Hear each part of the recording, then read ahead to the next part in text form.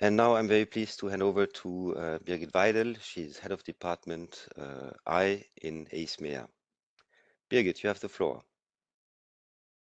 Thank you very much, Daniel, and good morning to everybody. I'm happy to welcome you on behalf of the agency EISMEA, which stands for European Agency for Innovation and SMEs, to welcome you to this info session about our 4 calls for proposal from the European Innovation Ecosystems Programme for 2023. My colleagues will lead you through this session today with a lot of details. I wanted to share a few more general thoughts with you. First of all, probably a few words about EISMEA. In fact, we are the agency that is implementing for the Commission a number of programs supporting innovation, more generally, innovative companies, but also innovation ecosystems. So how should I say, an infrastructure that is really conducive to innovation. Generally, it's well known, Europe is very good, the EU is very good in research, but we have to improve on the innovation side. And this is really the mandate of our agency. And the European Innovation Ecosystems is a program that is meant to help that. Where this program comes in is really to increase the cross-border cooperation of innovation actors in the EU, to improve the overall efficiency of public and private innovation support in Europe. Because what we see is we have a lot of actors, innovation agencies, and so on, that implement a lot of similar programs. But what we could do better is really to learn from lessons learned jointly, share them amongst us, learn and build on our different strengths and complementarities. And this is really what the European Innovation Ecosystems Programme is meant to do. We are now in the second edition, if I can say, in the work program 2023 to 2024. We've gained a lot of experience already with the 2021 and 2022 work programs, and my colleagues have been very busy last year to deal with 6 calls, 8 evaluations, and so on. So we can build already on quite a solid basis, and I will come back to that in a minute. Now we are in the 2023 edition, as I said, 2023-2024, which is also inscribed more now in the logic of the new European innovation agenda. And I'm happy to have my colleague Ekaterina Novikova from the Commission, from DG Research and Innovation with us, who will give you more about this policy context. But of course, now these calls are very much aligning to this new logic. But as I said, we have gained a lot of experience beforehand with European innovation ecosystems. I would also like to mention in this context the InnoSoup program. That is a program from the, how should I say, the previous generation of programs, but can be seen a bit as a predecessor, where also we have gained a lot of experience. And I would recommend you to check the publications that we have recently just published, building on lessons learned and giving lessons learned, and they can be a nice inspiration for your call. In addition, I would like to point you to the already successful programs that started under the European Innovation Ecosystems in the 2021-2022 area. You will find on our website, on EISMEA's website, under the heading European Innovation Ecosystems, you will find some fact sheets that tell you about the successful existing programs. So there is a lot of material that you can build on. What we want to explain to you and as to your proposals, what we will be interested in is the regional dimension of your projects. Also, in concrete, what is your project bringing to your home region? Also including as much as possible, of course, how the players, we call it always the quadruple helix, so private sector, public authorities, the academia, and the civil society. How are they working together to achieve a kind of common added value? So we appreciate if your projects collaborate also with other networks on the ground. I would like to mention in this context the European Enterprise Network or the clusters organizations, Startup Europe, or the European Innovation Ecosystems projects that are already existing, just to name a few. It's not exclusive. I also want to underline that for 3 of the 4 topics that we will present today, we are now offering a lump sum approach, which makes the closing of projects much more easier from, how should I say, a financial perspective. So this is really an element of simplification that we are now offering to our beneficiaries. So my colleagues will tell you, of course, much more where the focus will lie and what we will look at when we are selecting the successful projects for the different calls. I would also want to encourage you to, if you realize that these calls are probably not the right ones for you, have a look at other funding possibilities that our agency is offering. We have a couple of other programs, as I've mentioned in the beginning. I would like, for example, to draw your attention to the Single Market Program. There's an SME pillar where you also have a lot of support to innovative innovative companies. But also the EISMEA program, the Interregional Innovation Investment Instrument, which is fostering European value chains. So for the preparation of your applications, for putting you in the optimum conditions for the preparation of this call, we are doing our best to provide you with the clearest information possible. This is the purpose, of course, of today's info session, but please also take advantage of the question and answer session of today. And you can also send us questions at any time. Our answers will all be shared on the calls page in the frequently asked question section. So you know that every call page offers a partner search, which can also be helpful for you in finding new partners. And it's a great opportunity to see who had been selected for funding and also for networking with these beneficiaries. So your organization has plenty of things in common with the current beneficiaries of our program. So I also take this occasion here to thank my team that is really working relentlessly. It's a small team, but they are really doing their best to help you, to guide you, to get the projects and yeah, to make the European innovation ecosystems flourish throughout Europe. So with this, let me wish you a very fruitful day and a good session this morning, and all the best for your application. Thank you, and back to Daniel. Many thanks, Birgit, for these kind words. And before we turn to DG R&I, if we can put the slides back, please, Marie. Just a couple of complementary information. So Birgit has mentioned the InnoSup program, which stands for Innovation in SMEs. I won't go now in the details of the publications we made about the results. Just a quick snapshot. So there's one which is the study on the effectiveness of public innovation support for SMEs in Europe. This is a study which is extremely well documented. It's a kind of study taking place every 10 years. Then we have a paper about examples of projects in the area of blockchains financed by InnoSup.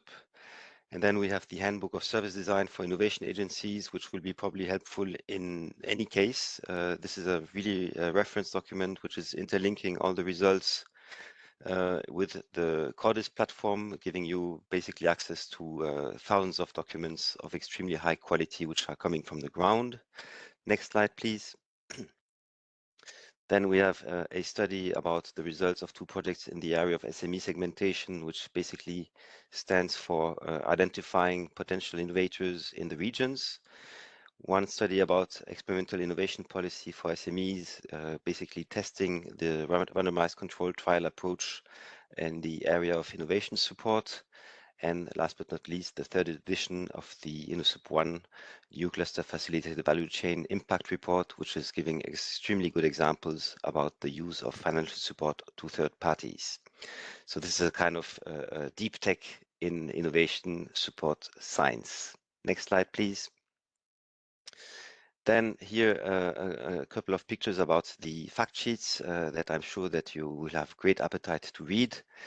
These fact sheets have an emphasis on the alignment of the existing projects with the new European Innovation Agenda. Next slide, please.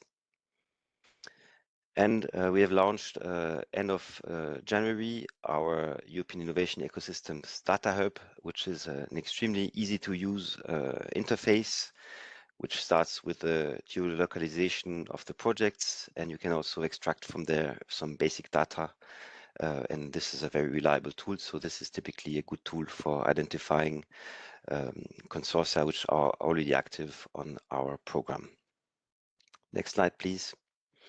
And with this, I'm very pleased to hand over the floor to Ekaterina Novikova, Deputy Head of Unit in DG R&I, Unit A5.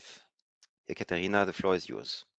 Yes, thank you very much, Daniel. And of course, Birgit provided a very good introduction that makes my life much easier to present you policy context that is extremely important in the preparation of the calls. So I really would like that you pay attention to that, because as Birgit and as Daniel has mentioned, the European innovation ecosystems directly supports the new European innovation agenda that is a core and the key innovation policy communication that has been adopted last year.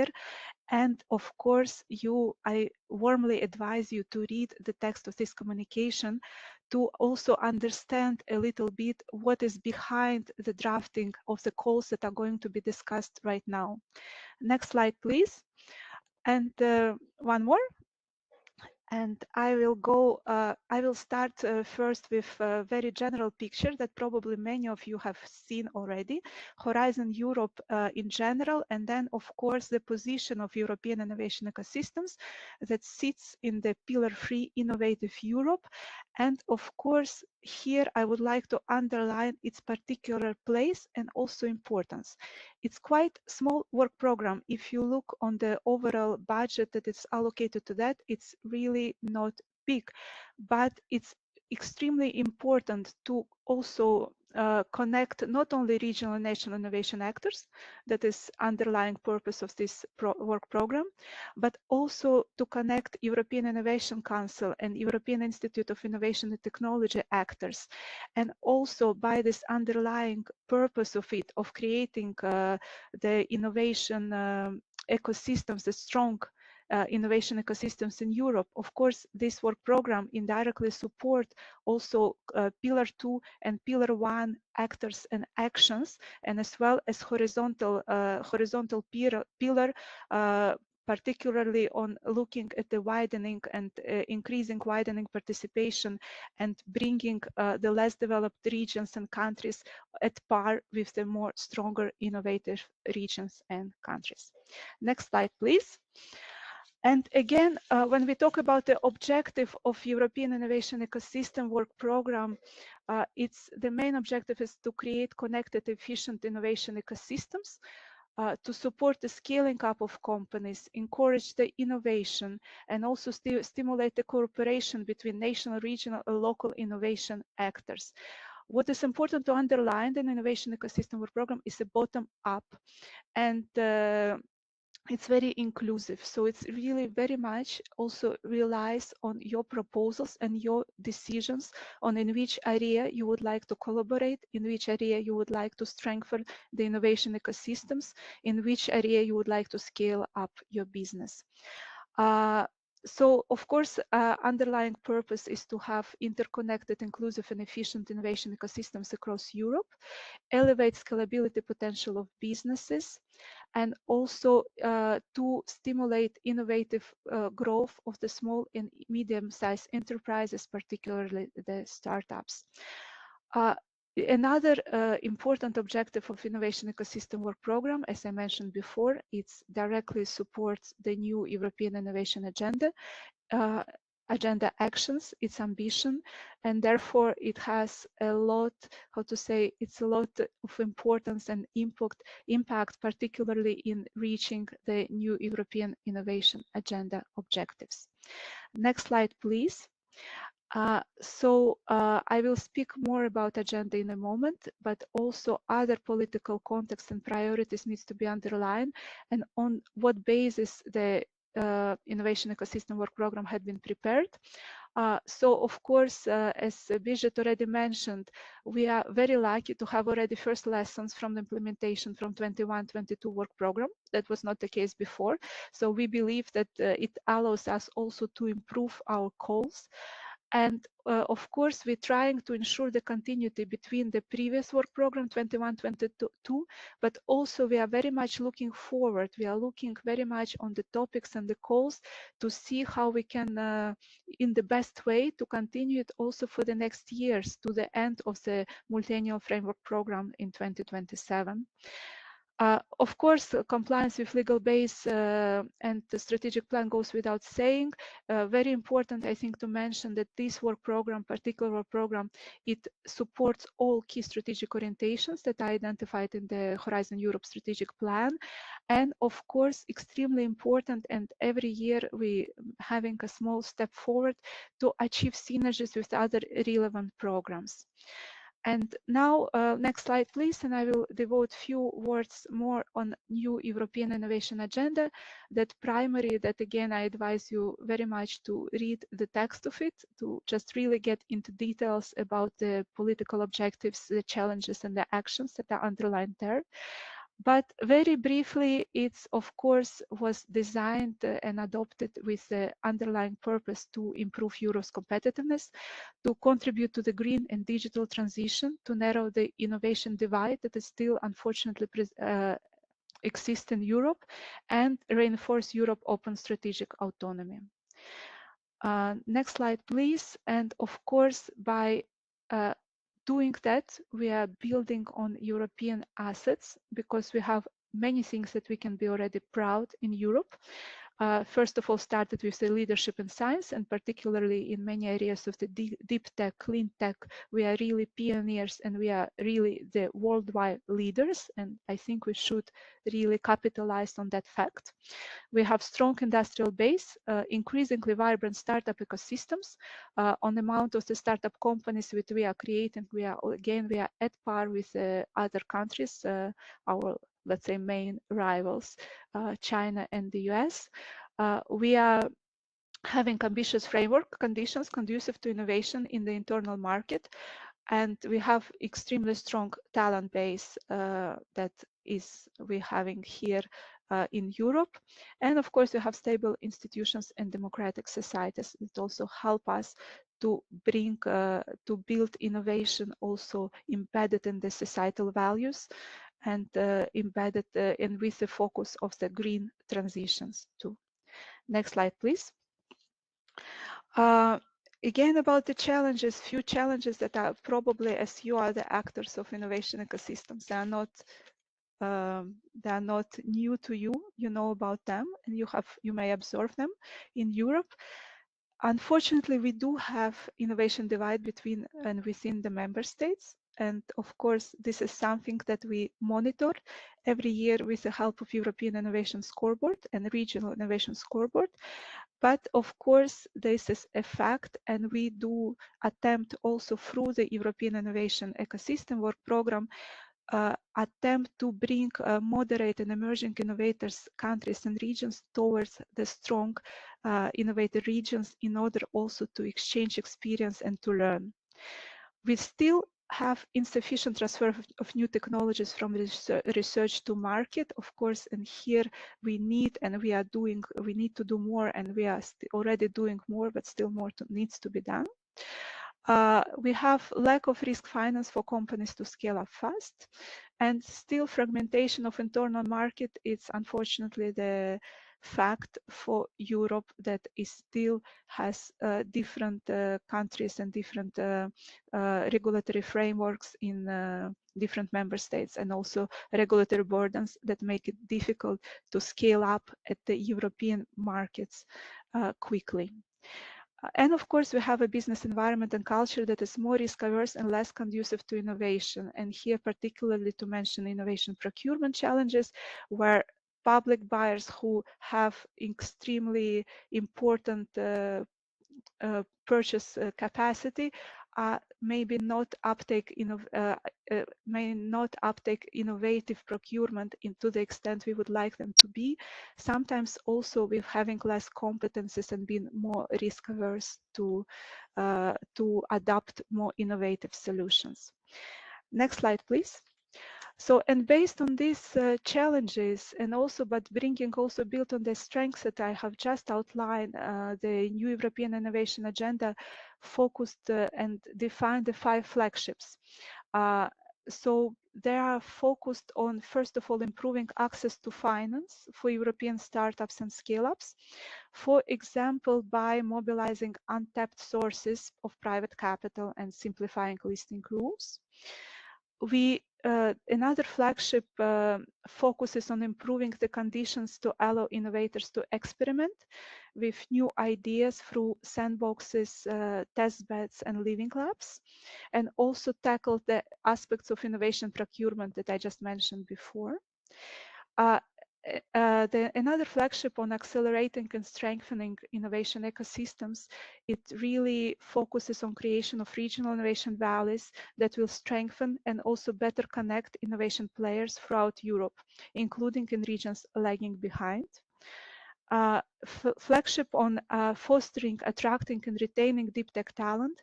Its focus is indeed of not only raising and nurturing the talent in Europe, but also attracting of not European talent coming to Europe as a place to innovate, build new companies, and to scale. And finally, improving policy-making tools. Flagship helps to improve the policy framework through clearer terminology, indicators, data sets, as well as policy support to member states. Next slide, please. And here a slide on really how this innovation agenda connects to the European Innovation Ecosystems calls of 2023. And as I mentioned, there is a direct link between the calls and ambitions of the innovation agenda.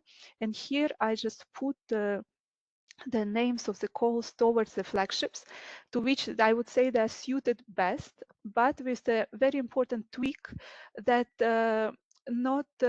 that many of these calls that are currently will be presented to you in more details on innovation ecosystems, they also may be linked not only to one flagship, but also to other flagships, because, for example, taking preparatory action for setting up joint programs among innovation ecosystem actors would facilitate not only flagship and strengthen not only the ambitions of the flagship 3 on strengthening innovation and creating innovation ecosystem, but it also may have links with the flagship 2 on experimentation spaces and public procurement through the specific actions that innovative actors may establish. It also could have very good links with the fostering, attracting, and retaining deep tech talents, because of course this innovative ecosystem that is going to be created and these programs that are going to be established, of course, are dependent, but also would cater for the deep tech talents, for the talents that exist in Europe. This is just to give you one example on how the things are interconnected and how important it's also to link it to the overall policy objectives of the new European Innovation Agenda. And to conclude, today we are going to we have a very good news. We are launching a report that might be also of interest to you to read, a report stemming from the workshop that we organized together with EISMEA a month ago, where we brought together the current projects of the European innovation ecosystems from 21 and 22 calls. The report presents very much the focus of the projects, the main ambitions of the project, and I think it also presents a great example to see how the current projects link to the new European innovation agenda, and I think it could serve as inspiration for you, and also to give you some ideas on how better to respond to the calls of 2023. With that, I will stop. Thank you very much for your attention. I won't be able to stay to the end of the session, unfortunately, but my colleague, Panos Sevdalis, who is here with us, will be able to answer you any questions on policy context that you might have later on. Thank you. Many thanks, Ekaterina. Indeed, the policy context is extremely important for designing the actions. So I just reiterate the recommendation that you have a look at this new European Innovation Agenda. And of course, Horizon Europe is not only for the member states, but also for many other countries. And I'm very pleased to have with us Marie Kavanagh from DG R&I for explaining the international cooperation in Horizon Europe, which dimension is quite present also in European innovation ecosystems. Mary, you have the floor.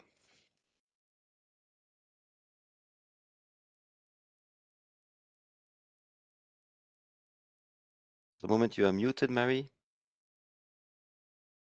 Sorry about that. Thank you very much, everybody. I'm delighted to be here and welcome to this event. I'm very happy to be able to present to you very briefly this morning some elements regarding international cooperation in Horizon Europe.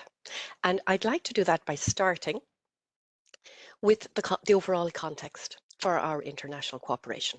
The overall context for our international cooperation now is the Commission communication that was launched in 2021, which is called the Global Approach to Research and Innovation, which is actually a strategy for international cooperation in a changing world for Europe.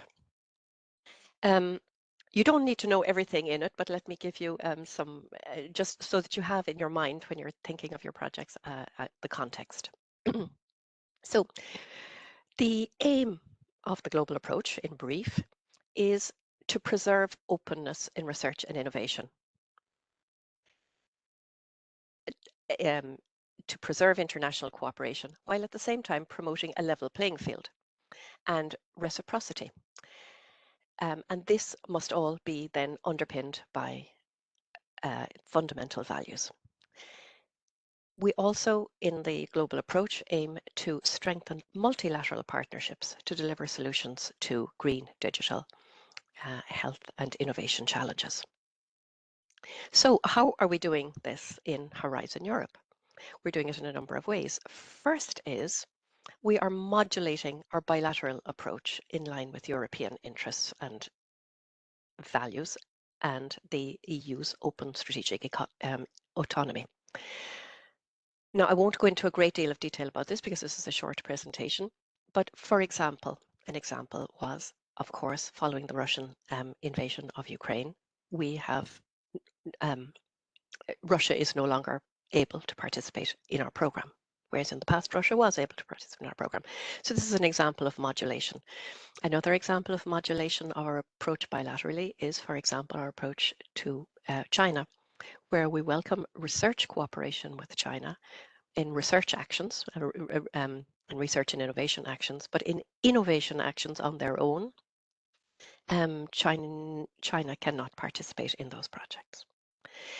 So then let me move on to the next one. The second way of achieving our international cooperation is accelerating sustainable and inclusive development and the transition to a knowledge-based economy in low and middle income countries. And there, for example, we continue to fund the participation of low and medium income countries in Horizon Europe projects, as we did in former framework programs. Low and middle income countries, of which there's quite a long list, if they're involved in a successful consortium, will be funded by the European Union.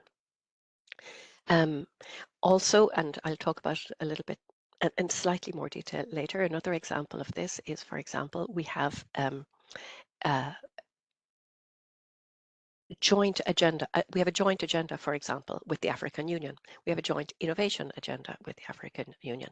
And so therefore, anybody who is looking at the Horizon Europe program as a whole will see that there are many areas in many of the clusters in particular where we specifically require cooperation with Africa in specific projects. So it's an eligibility criterion. And also, indeed, in this work programme of the EIE, there is also one topic where cooperation with African partners is obligatory. So that's just an example of this, of the way we're achieving our second, the second objective.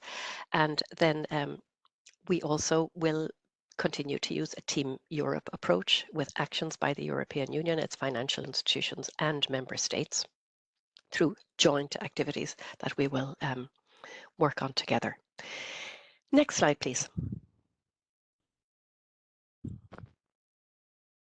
Thank you. So therefore, from what I've just said, let me repeat that in Horizon Europe, we continue with a commitment to openness. So the slogan remains, Horizon Europe is open to the world. The cooperation that we engage in with partner countries around the world has to be based on fundamental values and principles. We are always in pursuit of a level playing field and reciprocity, meaning that if our program is open to a country, their programs should also be open to ours, to our researchers. And the in the context of multilateralism, we have a very strong interest to pool global efforts to tackle global challenges. So what are the hallmarks of Horizon Europe? The hallmarks of Horizon Europe are openness, access to EU funding for some third countries, principally the ones in low and middle income countries, except in a few exceptional cases, which don't really appear to be relevant to the EIE Work Programme. Targeted international cooperation actions, such as the one that I will speak about in a further slide, or the action targeted at cooperation with the African Union under the EIE, and always safeguarding the European Union's interests. Next slide, please.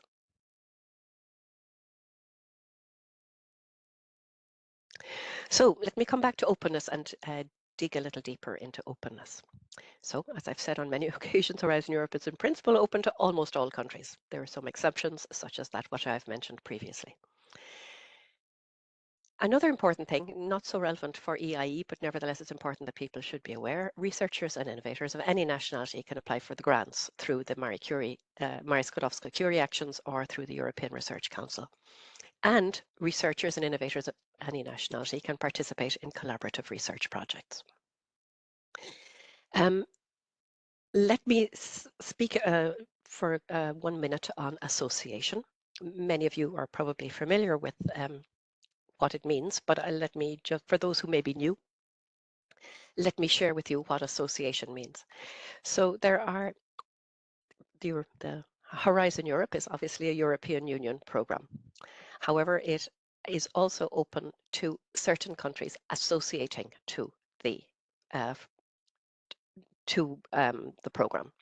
So currently 16 non-EU countries are associated to Horizon Europe. The countries are listed on the slide. What's important to know is that all of those countries participate in Horizon Europe exactly as if they were member states. So therefore, they are funded in exactly the same way as the member states would be funded. They have equal, they can be coordinator of a project, etc. So this is important to be aware of, this association. Two countries are what we call in the process of association. So it's kind of, this means early stages, not quite there yet, even though the perspective is still open. And these are Morocco and the UK. And negotiations are currently underway for association to Horizon Europe with New Zealand. And with New Zealand, things are really quite far advanced.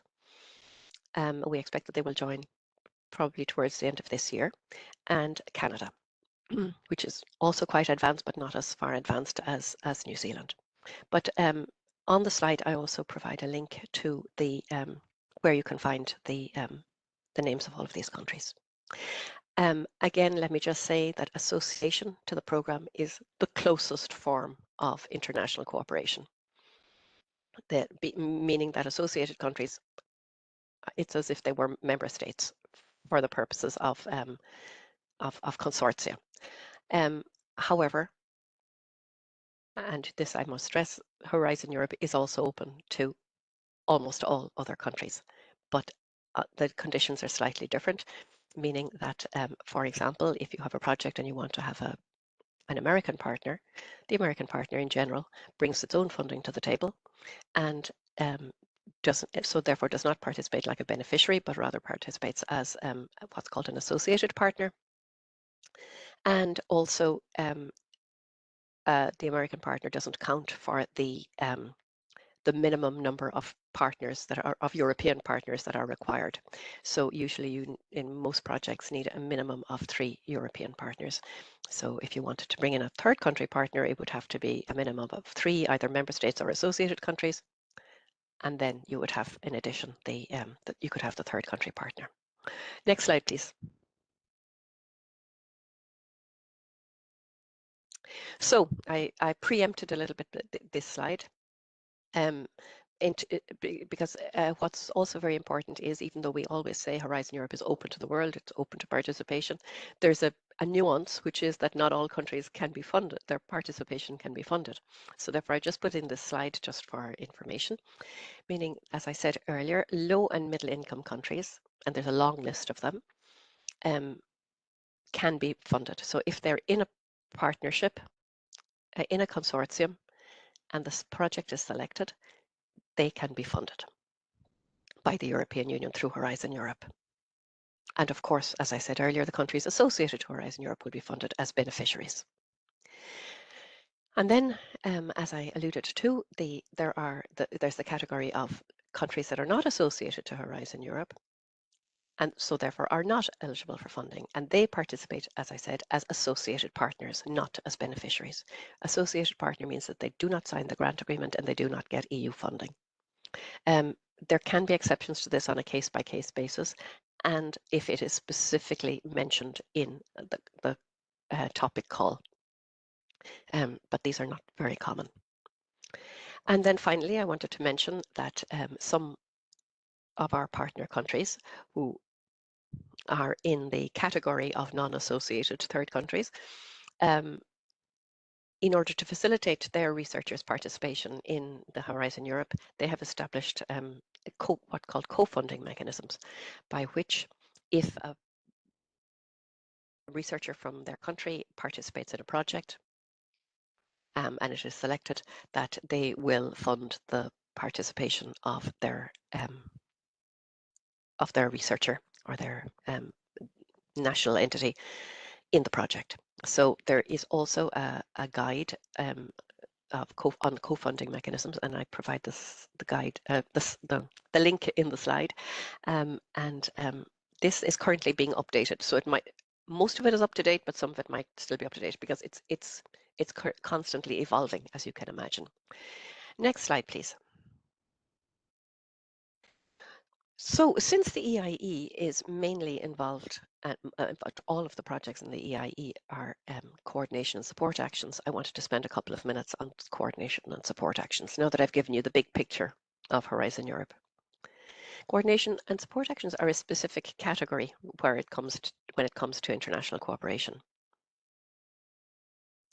In principle, coordination and support actions are only open to member states and associated countries, unless it's specifically mentioned in the work programme. And you will see that in the EIE Work Programme, for a few topics, international cooperation is specifically mentioned. I'll talk about one of those in a little bit more detail in a moment. Third countries, therefore, cannot be beneficiaries.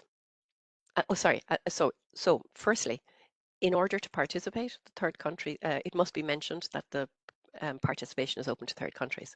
But if the participation is open to third countries, and if it is intended that they can be funded, that must also be specifically mentioned in the call.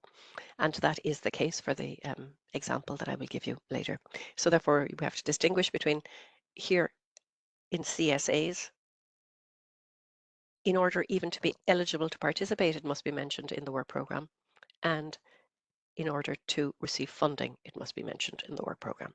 So this is a little nuance regarding CSAs that's a little bit more tight than other parts of the Horizon Europe programme. So therefore, next slide, please. I think I've covered that. So I want to give you an example of a CSA under the innovation, the European Innovation Ecosystem call, which very nicely gives an example of all of these things together. So it's the 2024 call, so it's some time off yet, on the African Union, European Union Innovation Platform. And this very nicely brings together a number of the things that I've already mentioned to you. Firstly, it brings in the aspect of specific actions with certain world partners. In this case, it's a specific action with the African Union, vis-a-vis the African Union. Secondly, it brings together it brings in also the aspect of being a coordination support action that requires the participation of African participants and will fund the participation of those African participants. So this is quite important. So the objective of this topic is to create an African Union, European Union innovation platform. There must be at least 3 European countries and 3 African Union member states in the partnership, at least. The African Union countries may participate as beneficiaries. It's specifically mentioned in the call text. And the objective is really to support the broader EU-AU agenda. As you know, Africa is a very important partner for Europe, a very close neighbour, very strong historic links, and the European Union has really the African Union considers the African Union a very important partner. Research and innovation plays an important role in developing this partnership. So at a high political level, it has been decided to have what's called an African Union, European Union innovation partnership. And this specific topic contributes to the development of that partnership. Of course, we all know that innovation brings economic growth, it brings jobs, it brings better quality of life. And the objective of this, of course, going forward is to ensure that Africa benefits from these benefits of innovation also. So the call requests people to put forward proposals to build a convening platform and a forum for discussion and planning for the implementation of actions foreseen under the EU-AU agenda. And these would be all types of stakeholders across the board, including, of course, academia, industry, regions, incubators, social innovators also, and involving, and also the call requires that there's a societal aspect, meaning that citizens are also involved with the view to ensuring that innovations that are developed are taken up by the populations. So next slide, please. So the other coordination and support action, which is covered, which is included under the EIE call, and this time for 2023, again has obviously a very strong international dimension, because the an objective of this action is to spur internationalization of European SMEs and to identify and exploit new international markets for them. Here, third countries are welcome to participate, so it is specifically written in the call. Now, I won't go into this in too much detail because, as you probably are aware, this is actually a call which is continuing support and expanding an already existing partnership. But I just wanted to draw to your attention because of the important international angle. Next slide, please. So on my final slide, I wanted to just provide to you some additional links in case you're interested to find some of the documents to which I referred in my presentation. And I'll leave it there, I think, just on time, and wish you all the best, and I'll see you during the Q&A. Thank you very much. Many thanks, Mary. Indeed, this international dimension is very interesting, and I think that very often the co-fund mechanisms with third countries are a little bit unknown, and basically they're really giving a great opportunity for the consortia.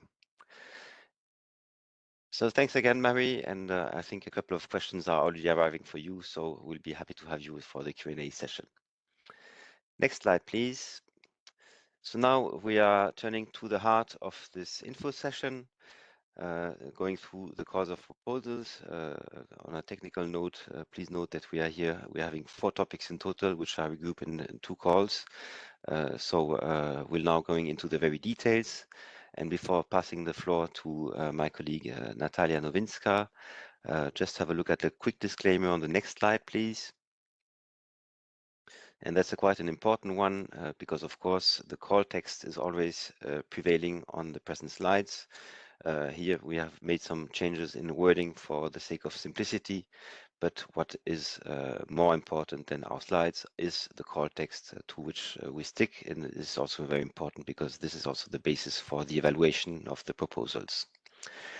Next slide, please, and I think with the next slides I'll be very pleased to hand over to Natalia for the Women TechEU, which is now implemented under a new format. Please, Natalia, you have the floor. Good morning, everybody. So Daniel introduced me already. My name is Natalia Nowinska. I'm a project advisor, and for the last 3 years, I was implementing Women TechEU. Next slide, please.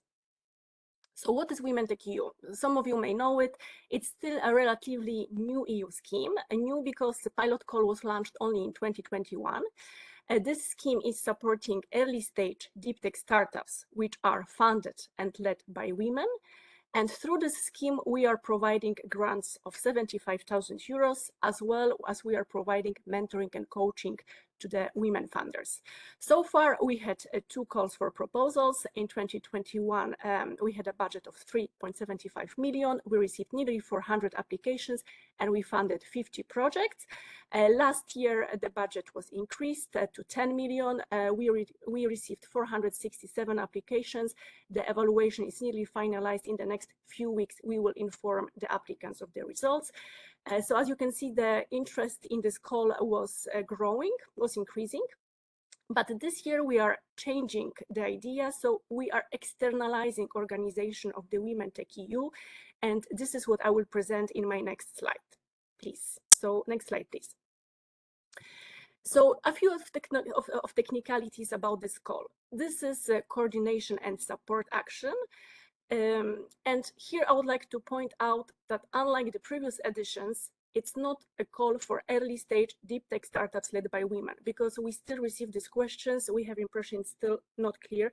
So you have to wait, so you early stage deep tech startup led by women, you have to wait for the consortium who will win this call, which I'm presenting now, and they will organize a call for you. So we are looking for a consortium who will take over organization of the Women TechEU scheme. The consortium has to be composed of at least 3 independent entities, of which at least 1 is established in a moderate or emerging innovation region, and at least 1 in a strong or innovator region. And you can find more information in our EIE Work Programme. And as a reference, you should use the Regional Innovation Scoreboard, the European Innovation Scoreboard, and for the associated countries, the Global Innovation Index. So we consider that one project should be ongoing for 2 years. The budget for this call is 15 million. We are funding 1 consortium. And here it's important to point out that at least 75% of the total proposed budget has to go to as a financial support to third parties, so to this early stage startups led by women. Next slide, please. So the consortium which will be selected under this call is expected to organize the Women TechEU scheme, covering the following activities. So, ensure the sound design, organization, and management of the Women TechEU scheme, ensure smooth connection with the EIC business acceleration services for mentoring and coaching support. They will be responsible for communication and promotion of this call. They will supposed to organize landmark events and build a network of Women TechEU grantees. They should promote cooperation and networking among the community of women entrepreneurs in the deep tech field. They should ensure, of course, proper geographical distribution and technological areas to be covered by the scheme. And they should report how they are implementing this scheme to the European Commission services. Next slide, please. So which companies will be supported under this financial support to third parties? So whom this the beneficiary consortium will be supporting? Early stage deep tech startups, which are registered and established in an EU member state or Horizon Europe associated country for at least 6 months at the time of the submission. Startups which are funded or co-funded by women. And at the same time, these women have also to hold a top management position in the company, such as CEO, CTO, CSO, or equivalent. All deep tech domains should be eligible, and emphasis should be put on overall gender balance and the position held by women in the startup. It's also important to point out that this initiative complements the activities funded under the European Innovation Council, paving the way for the participation of women-led startups in future EIC calls. So it also gives a hint at which level of maturity this startup should be. So the stairs go up to the EIC and not really down from the EIC. So next slide, please. So support which will be provided by this consortium must be made of following components. So financial support, as I said, in a form of individual grant of 75,000 euros, supporting activities such as evaluating and referring product and services, refining, design, user experience, upgrading the business model, updating the business plan and growth strategy, finding partners and investors, market validation. This list is non-exhaustive, so this can be also be IP strategy, basically activities that are supposed to bring the business to a higher level. The mentoring and coaching will be provided by EISMEA, by the EIC BUS team under the Women Leadership Programme. Here, the beneficiary consortium should liaise with the BUS team for proper organization of the scheme. And of course, you should also provide possibility to participate in dedicated activities organized by InvestEU and EEN. So also your responsibility will be to liaise with these 2 organizations. Next slide, please. So what we are expecting as an outcome of this call, so to support deep tech innovation as a basis for a modern, knowledge-driven, resource-efficient and competitive economy, we want, through this call, we want to promote female leadership in the deep tech industry to build fairer, more inclusive and more prosperous innovation ecosystems in the EU. We want to ensure a smooth continuation of the established Women TechEU scheme, which is consistent with previous processes, outcomes and branding. And we want to foster cooperation and networking between women entrepreneurs in the deep tech field. Next slide, please. So now a few technicalities. So of course, applications have to be submitted through the funding and tenders portal. This is a standard CSA template, which you should, and of which the structure you should be following while preparing your proposal.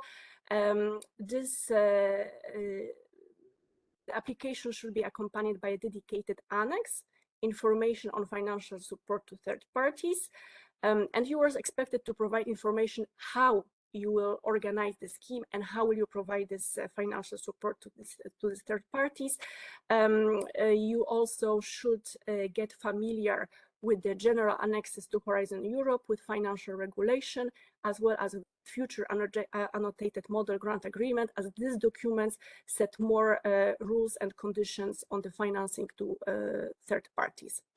And next slide, please. You will see the funding and tenders portal. Once you start prepare your application, you will have this template also for the annex. You should clearly detail the objectives and the results that are to be obtained, and you should include at least the following elements. So the maximum amount of financial support to each party. This may not exceed 75,000 euro. If it does, you should justify it.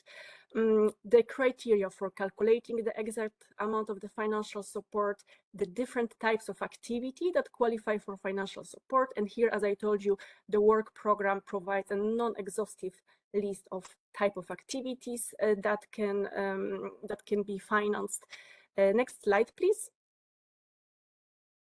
You should specify clearly the persons or categories of persons that may receive financial support. Here, this job is also easier for you as they are very clearly defined by the work program. What will be the criteria for giving financial support? So you have to explain how you will be evaluating the proposals which you will receive specifically under the criteria excellence, impact, implementation. How will you be scoring this? What procedure you will be applying in case of exequo scores? How will you perform technical and financial capacity check? Next slide, please. And other important aspects for you to consider, these calls have to be published widely, so in the entire union and also in the associated countries. They must be published on funding and tenders portal, at least on the as well as on the beneficiary's website. The calls must remain open for at least 2 months. If you change deadlines, if you change any conditions, you must inform immediately all the applicants. You should publish the outcome of the calls, and the calls must have a clear European dimension. Next slide, please. And also, you should get familiar with the documents I presented earlier. So you should consider in applications all the cases of conflict of interest. How will you handle this? Confidentiality and security. How will you handle ethics? How will you ensure visibility? There are some specific rules for carrying the action. How will you inform? How will you keep the records? Yes, so you should really get familiar with all these documents, and you also have ensured that the bodies mentioned in Article 25, such as OLAF, Court of Auditors, can exercise their rights also towards the recipient. So if they want to have some access to these documents, you need to provide them with. And next, and I think it's my last slide. So these are also very important aspects for you to consider while you will be preparing your application. Open calls are very time demanding to manage, so preparation, evaluation, contracting, monitoring of the project, closing of projects. So please plan it well as regards resources and timing. Most proposals will arrive at the last minute, so the platform you will be using should handle it. Avoid submissions deadlines in summer and Christmas period. Important that partners in the consortium cannot be the beneficiaries of the grants given to the third parties. While you will be designing the evaluation process, please think of external experts who ensure neutrality. Please think of geographical and gender balance of experts. Organize clear and concrete training for experts. Pay attention to data protection, IPR issues. Keep good communication with the awarded startups and accompany them throughout project implementation.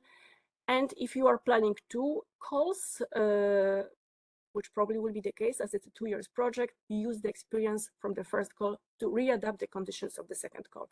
So all these aspects, all this information, we expect you to describe clearly in your application. I think that was my last slide. So thank you very much. Yes, this was my last slide, so thank you very much. Many thanks, Natalia. So the questions for this topic is the blue room in Slido, which is Connect 0101. That's the one which is just after the general room. And thanks a lot for sharing, by the way, Natalia, this very precious hint about financial support to third parties, because in fact, many of our programs are using this scheme. And there is a central webpage on the Founding and Tenders Opportunities portal in which you can see these sub-calls. And these are usually very relevant for SMEs because they are more accessible, they are much quicker, even though the tickets are usually smaller than the centrally managed ones. But don't underestimate this central page announcing all the calls implemented under financial support to third parties. We're turning now to the second topic, which is the preparatory action for setting up joint programs among innovation ecosystems actors. And for this call, which is not an absolute novelty in our work program, I'm very pleased to hand over to Christina Nanu, project advisor in our team. Good morning, everyone. Thank you very much, Daniel. I will present you the preparatory action for setting up joint programs among innovation ecosystems actors. This is under a call that opened the 22nd of December and will close the 23rd of March. So you have some time to make some adjustments based on the outcomes of this info day. This is actually a preparatory action for co-fund actions foreseen in our work programs. It is a topic that is repeated from the previous work program 2021-2022 with some adjustments, of course. We have 13 ongoing projects so far from the previous 2021 call. To the left in the slide, you can see the specific requirements of the call. It is a coordinated and support action. We have 6 million euros total indicative budget. The expected EU contribution is 0.5 million. So we expect in total 12 grants to be signed.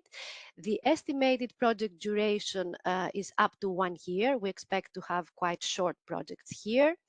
The additional eligibility criterion here is that we expect to have at least 3 legal entities, of which at least 1 in a moderate or emerging innovator region, and at least 1 in a strong or innovator leader innovator region. Here, the references are the Regional Innovation Scoreboard, and in case of entities representing national authorities, the European Innovation Scoreboard. Of course, we consider the latest version at the time of the call closure, and also in other cases of partners, also the global innovation index. So here we expect to have at least 3 legal entities from at least 2 member states or associated countries as beneficiaries. So what we expect to have in this call, in this topic, the concept here is that we would like to see, you can see on the top the target group. Here we would like to see public innovation funders, for example, ministries, national, regional, or local public authorities in charge of implementing innovation policies and programs, to join forces together with other key stakeholders, with other key players, including, of course, the participation of private actors and other research and innovation actors and networks like the EIC, the EIT KICS, for example, in order to come together to co-design, to co-plan, and later on to co-implement and co-invest on specific joint activities around areas of joint interest for innovation deployment. Of course, these actions should be in line with the new European Innovation Agenda. Yekaterina made a very nice presentation to give you an overview of the communication that has been launched in 2022 that gives emphasis to deep tech innovation. So what we expect in this topic as an outcome, we would like to foster, of course, more connected, more efficient, more dynamic, more inclusive, more open innovation ecosystems. The interconnection is a keyword that we are using.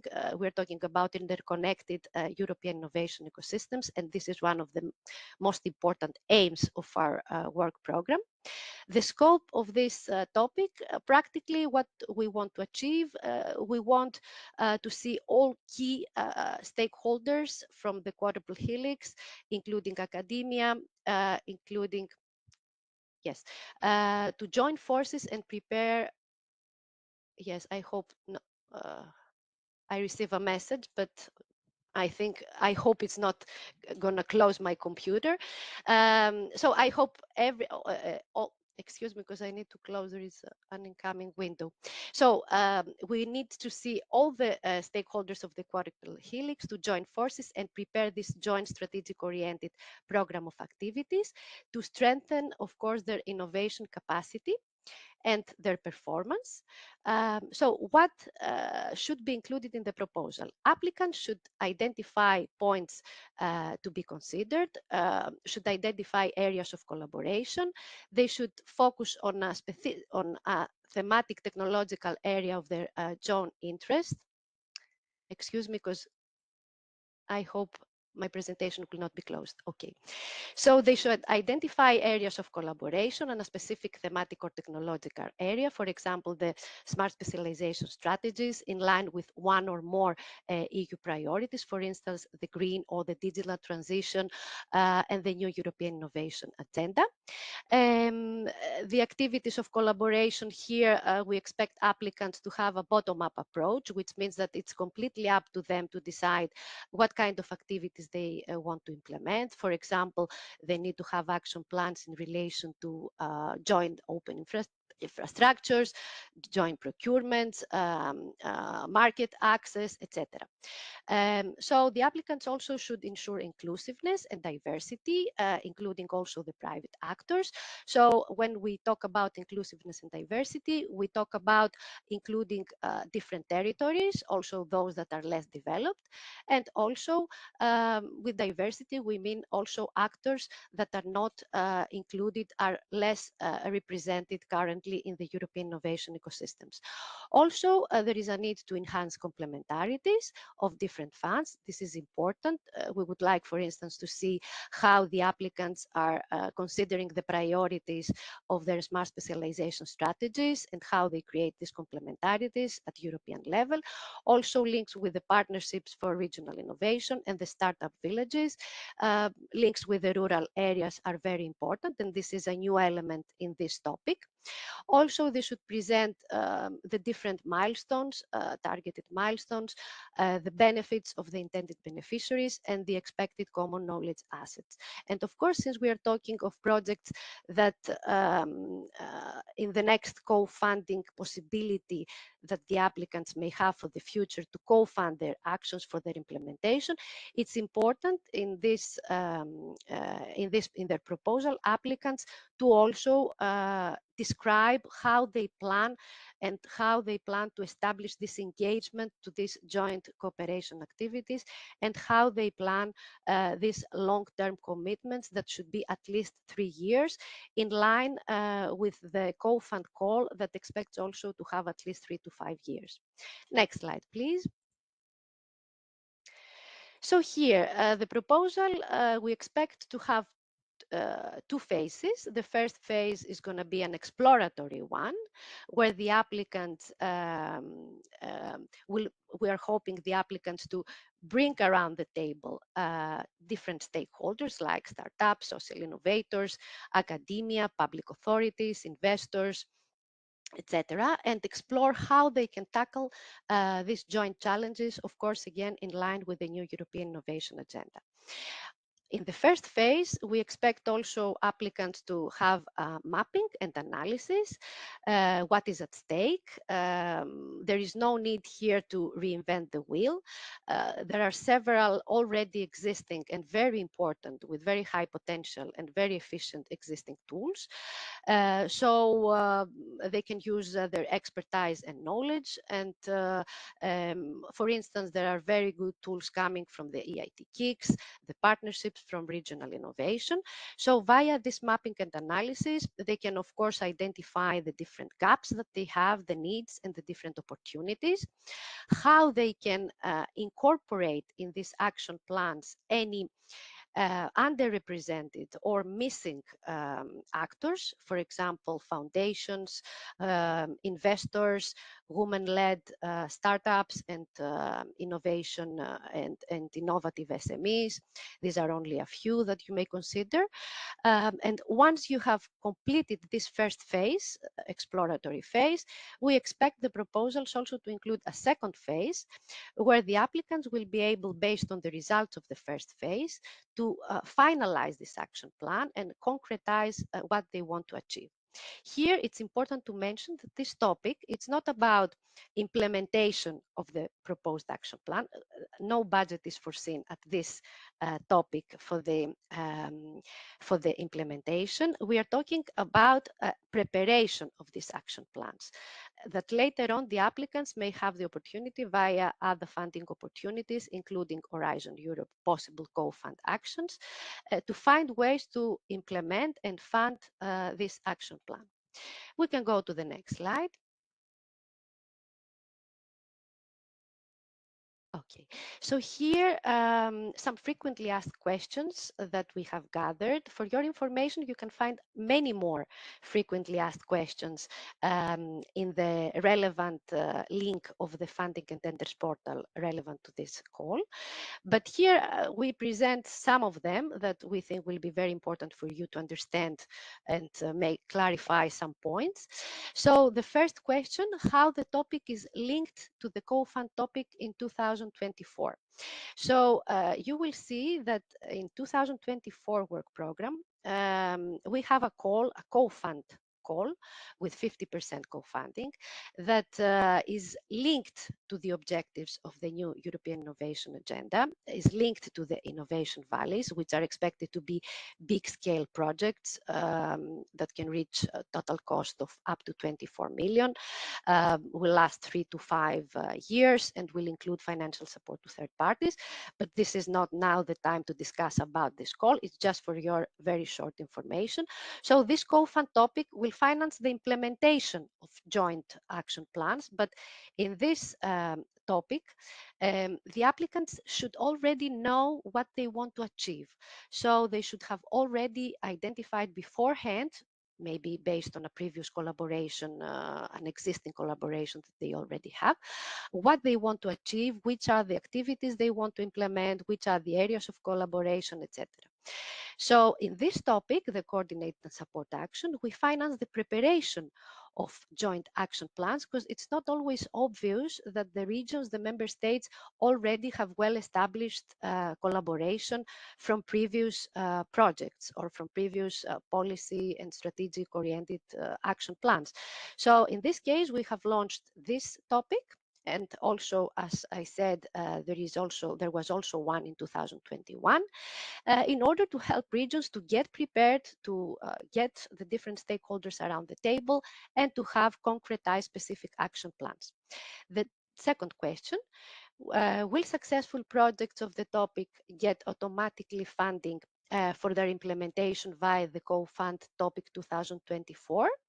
Well, the answer here is no. Unfortunately, the successful projects from 2023 this call, as I said, the deadline is the 23rd of March. So the grants are expected to be signed by the end of 2023, by the end of this year. So there will not be, we will not have the time now to have results to feed in the preparation of a proposal for the call of 2024. But only later in the future work programs, the applicants may wish to identify and apply again under a competitive process, of course, in order to see if they can get funding to implement these action plans. But of course, no guarantee at this moment in relation to the future co-fund actions, apart from the one of 2024, since the work programs have not been drafted yet.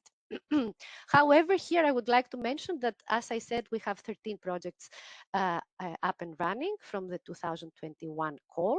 So successful projects of 2021 can potentially apply for 2024 call, of course, with some adjustments in relation to the consortium, the objectives, or the scope. The third question, how the topic differs from the similar topic of 2021. Here we have learned quite a lot of lessons. Ekaterina mentioned several times, also Daniel. Now we know that some of the topics needs to be improved. Initially, the work program has been launched as a pilot. It's a novelty under Horizon, but now we know, so some topics have been improved. The improvement in this topic is that we want to promote further the inclusiveness and the variety. So this means that we want to bring in less developed in innovation territories. That's why we put in this additional eligibility criterion that we want to have at least 3 legal entities from member states, 1 from moderate and emerging region, apart from 1 that will come from the strong or leader innovation region. The second point is that we realized that maybe 2 years, that was the case for the 2021 call, is a lot. We want to shorten it to 1 year. And since we're talking about soft actions, we believe and we hope that this will be enough for the applicants to implement this topic, these projects. And the third point is that we would like to also create links to go hand in hand with the new policy developments, the new communication for the new European Innovation Agenda. The last point is important. We want to clarify that in relation to the eligibility criterion, who can participate in this kind of project, what is the minimum requirement. Here we would like to see, and I repeat, at least 3 partners from 2 different member states or associated countries as beneficiaries.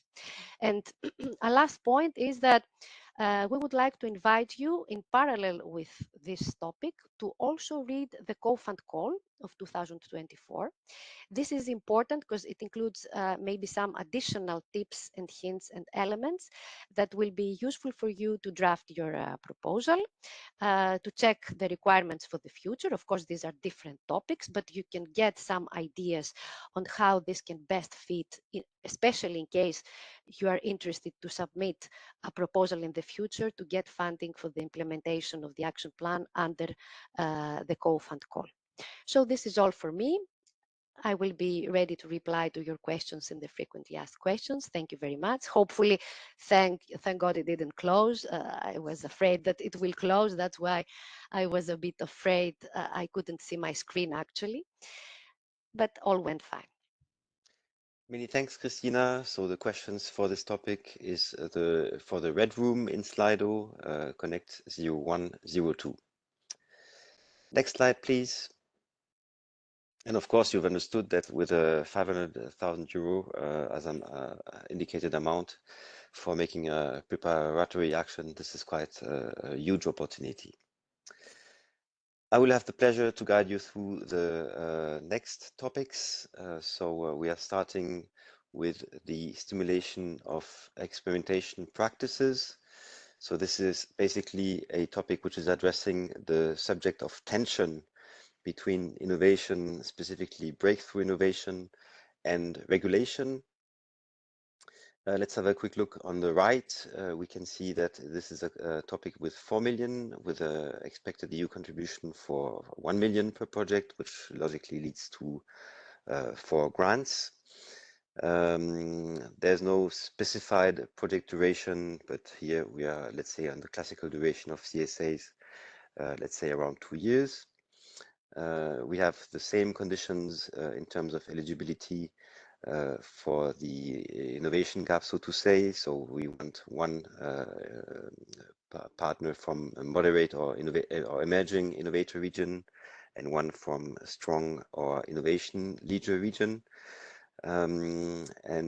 Basically what Christina just shared before is also applicable here. We are targeting a rather large audience. So you see here again the public innovation authorities. The EIT KICs are mentioned explicitly in the work program. Private actors are possible as well, and also NGOs, so quite a wide definition. And basically the aim of the action is to test disruptive innovations and improve the overall innovation framework conditions. And again, totally in the light of the new European Innovation Agenda. How does it work? First of all, applicants should be thinking about an area in which innovative solutions are emerging. And this can be either innovation areas which we know are hampered by existing regulation, of course, with the purpose of adjusting the regulation to the needs of the innovations, or it can be innovation areas which for the moment are unregulated, which might be quite commonly the case, specifically for disruptive innovations. Once further condition for the definition of the area is also that, of course, there should be a need for testing before the deployment of the solutions to the market. Here again, the smart specializations have been listed in the call text. Then this should be leading to an action plan for setting up the experimentation space. And the heart of the project will be then to implement this experimentation space with the purpose of identifying potential legal, regulatory, fiscal, technical, or operational prerequisites or barriers to be lifted for helping also the policy side to be better aligned with the needs of innovators. Next slide, please. And in terms of activities, of course, this is now very similar to what I just shared about the scope. So again, maybe one valuable hint here for on the first bullet point, which is the identification of areas where the experimentation could facilitate the deployment of disruptive technologies. And here, the means for doing this, which are listed here, are either sandboxes, regulatory sandboxes, living labs, or test beds. So maybe it is a bit more meaningful if you see these 3 words. Further activity is, of course, to raise awareness about existing experimentation frameworks for testing innovation. Furthermore, and very classically for a CSA, it also aims to identify best practice examples. As I said, regulatory sandboxes, living labs, and test beds. So this is a very classical point in which we are looking for identifying these best practices, for thinking about expanding them or expanding also their use by other actors. Then, of course, a very important dimension is to connect the innovators, and here behind innovators, think about startups or SMEs. With these organizations which can help practicing this experimentation and testing. This will also lead, and again, we're here at the heart of the DNA of a CSA, networking opportunities. So here again, the EIT kicks are listed as an example.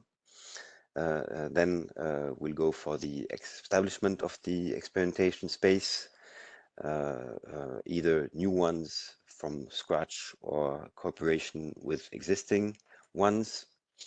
And of course, the proposals should also address the question of IP, because of course, in the area of disruptive technologies, IP is a quite tricky question. Next slide, please. So that was all for this action, and the questions should go to the green room, which is Connect 0201. And I'm now only the obstacle between you and the lump sum part. And so let's turn now to this next topic, which is named Specialist Advisory Services to build capacities on innovation procurement. Here, of course, this topic is addressing the huge opportunity offered by public procurement in the area of innovation. The classically 50 to 17% of GDP spent under public procurement. And we are, for the moment, by far of taking advantage of all the opportunities which could be offered by this huge bunch of money. So here let's have a quick look on the right again about the technical information. So it's a 4 million call with a 1 million per project, which logically is leading to 4 projects. The duration is not specified in the work program, but again, we are here in classical duration of a CSA around 2 years. And for the eligibility, it's the same approach then for the other topics that we had shared before. And this is implemented in the form of a lump sum. We'll have Benedict with us in a second, and you will see in which way it is extremely interesting in terms of simplification. So what are we targeting with this call? So it's not a big surprise, but are listed in the target groups the public and private procurers, logically also the state-owned enterprises, and again it's also open to private actors, R&I actors and networks, so here like innovation agencies, for instance, and again the EIT kicks are mentioned explicitly. So what is expected with this topic? So it's a very simple objective, which is the enhancement of the use of innovation procurement. And here both sides are addressed, even if in the call text you will see that there's a slight angle in favor of the procurers. But basically the idea is that on one hand, procurers get the knowledge about how to better use innovation procurement procedures, and on the company side to be able to join and get to these procurement procedures in the area of innovation. And all in all, this leads to the development of the role of so-called specialist advisory service providers. And we are expecting from these specialist advisory service providers, on one hand, of course, specialized knowledge. And here it can be either on one or several sectors. And also, of course, to have a good awareness about national, regional, or local innovative startups which are active in these very sectors.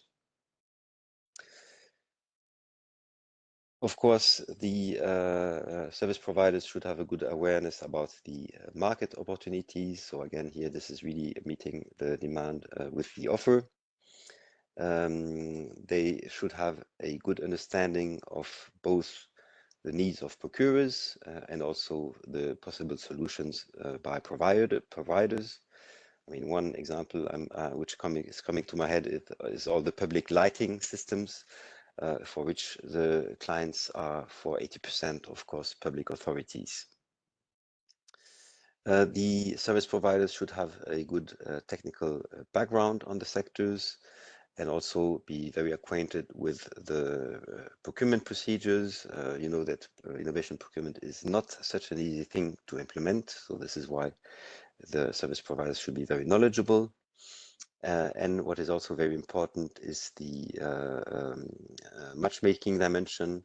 And here it is important that the service providers know the companies having potential solutions in given areas.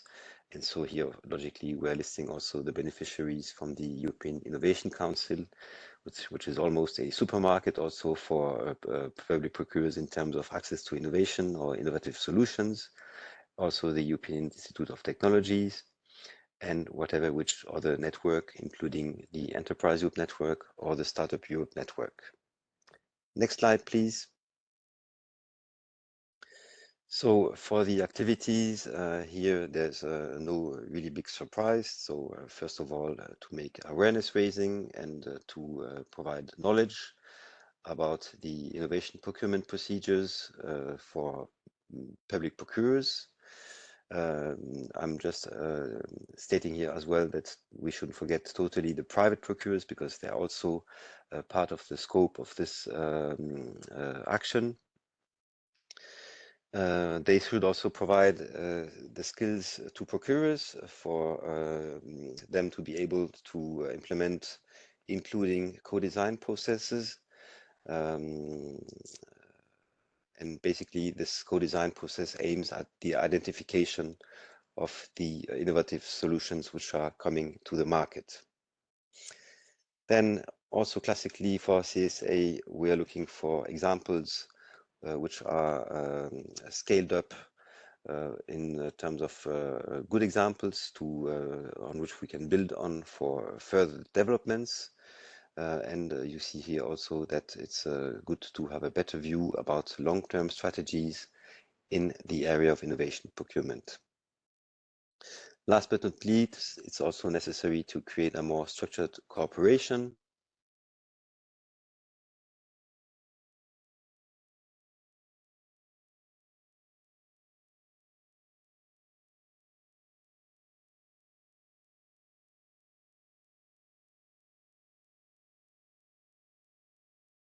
So the questions for this action, it will be for the room, the yellow room, which is the room number 4, Connect 0202. And I can now turn, next slide, please, Marie. And having said this, I'm very pleased to give the floor to Bénédicte Charbonnel-Zabdir about the lump sum. And as Birgit mentioned in the opening, 3 of our calls are under this format of lump sums, and you will see how much it will facilitate your life, specifically for closing your project. Bénédicte, you have the floor.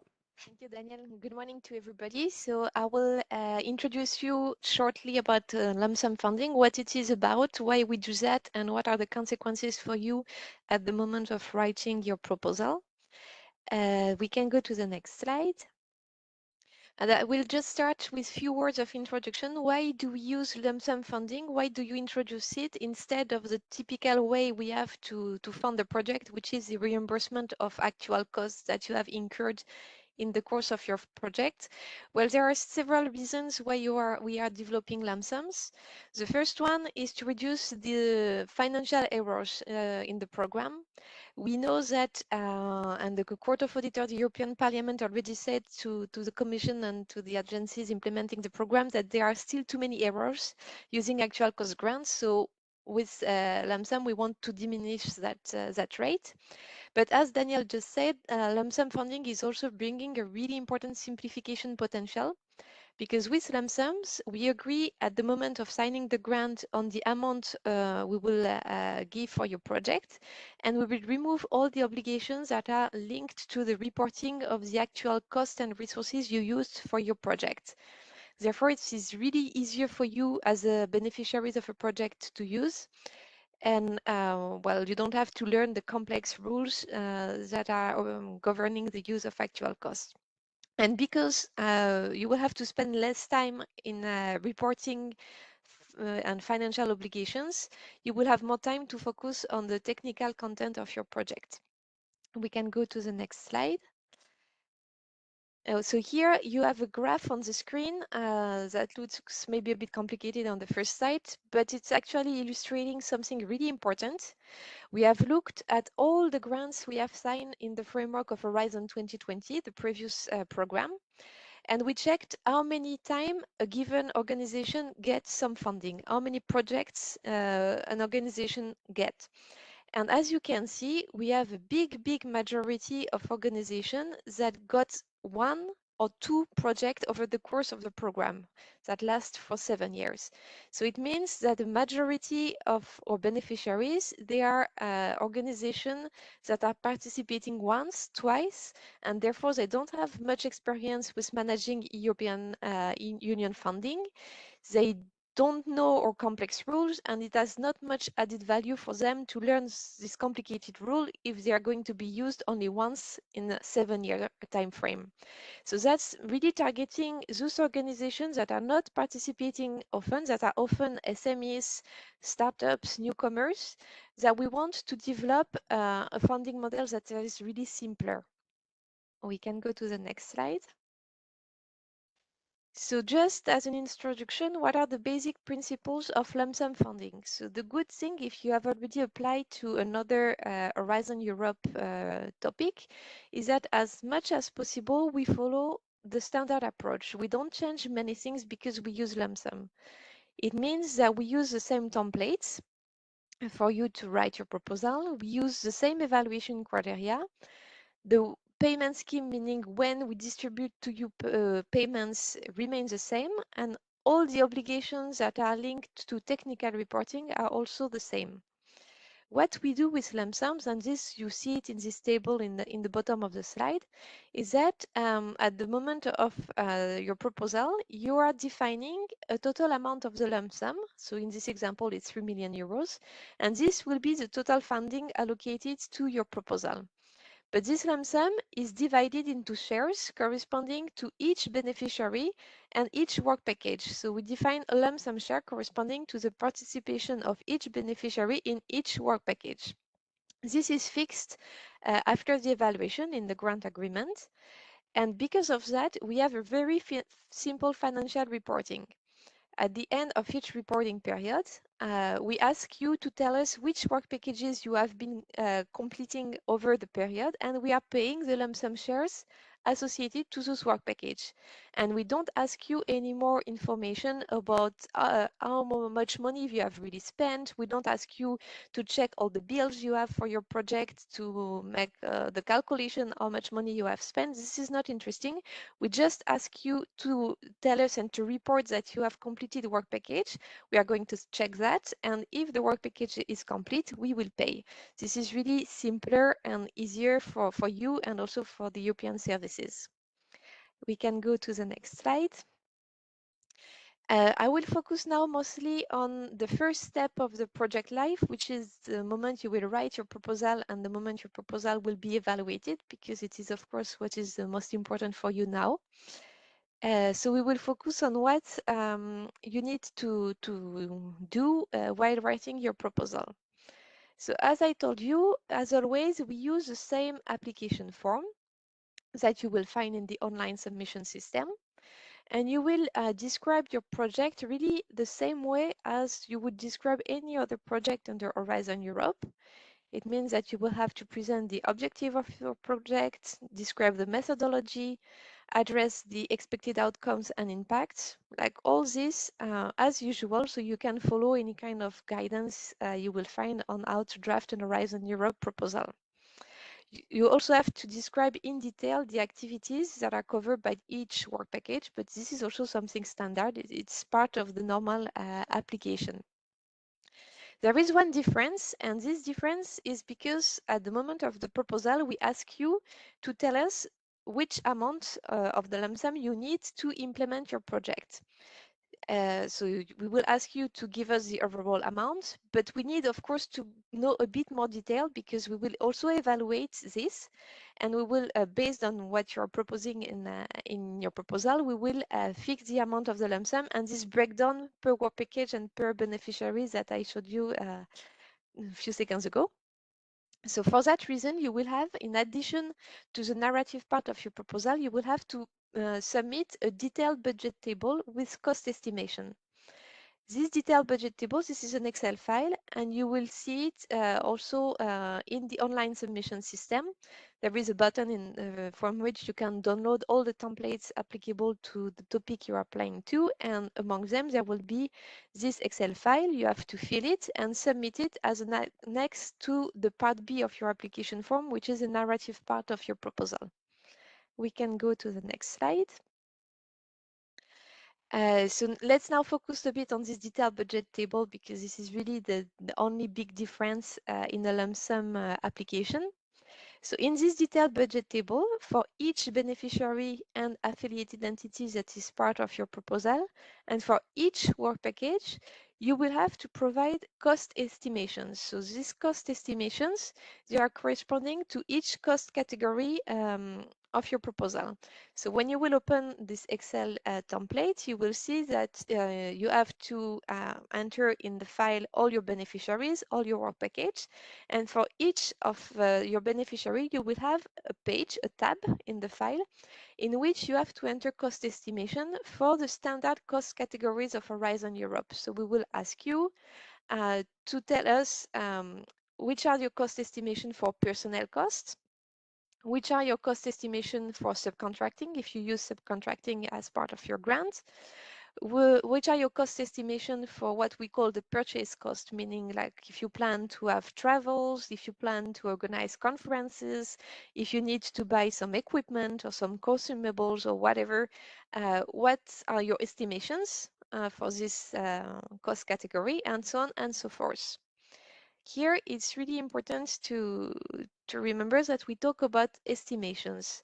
It means that we ask you to give us an approximation of the actual cost you will spend if your project is funded.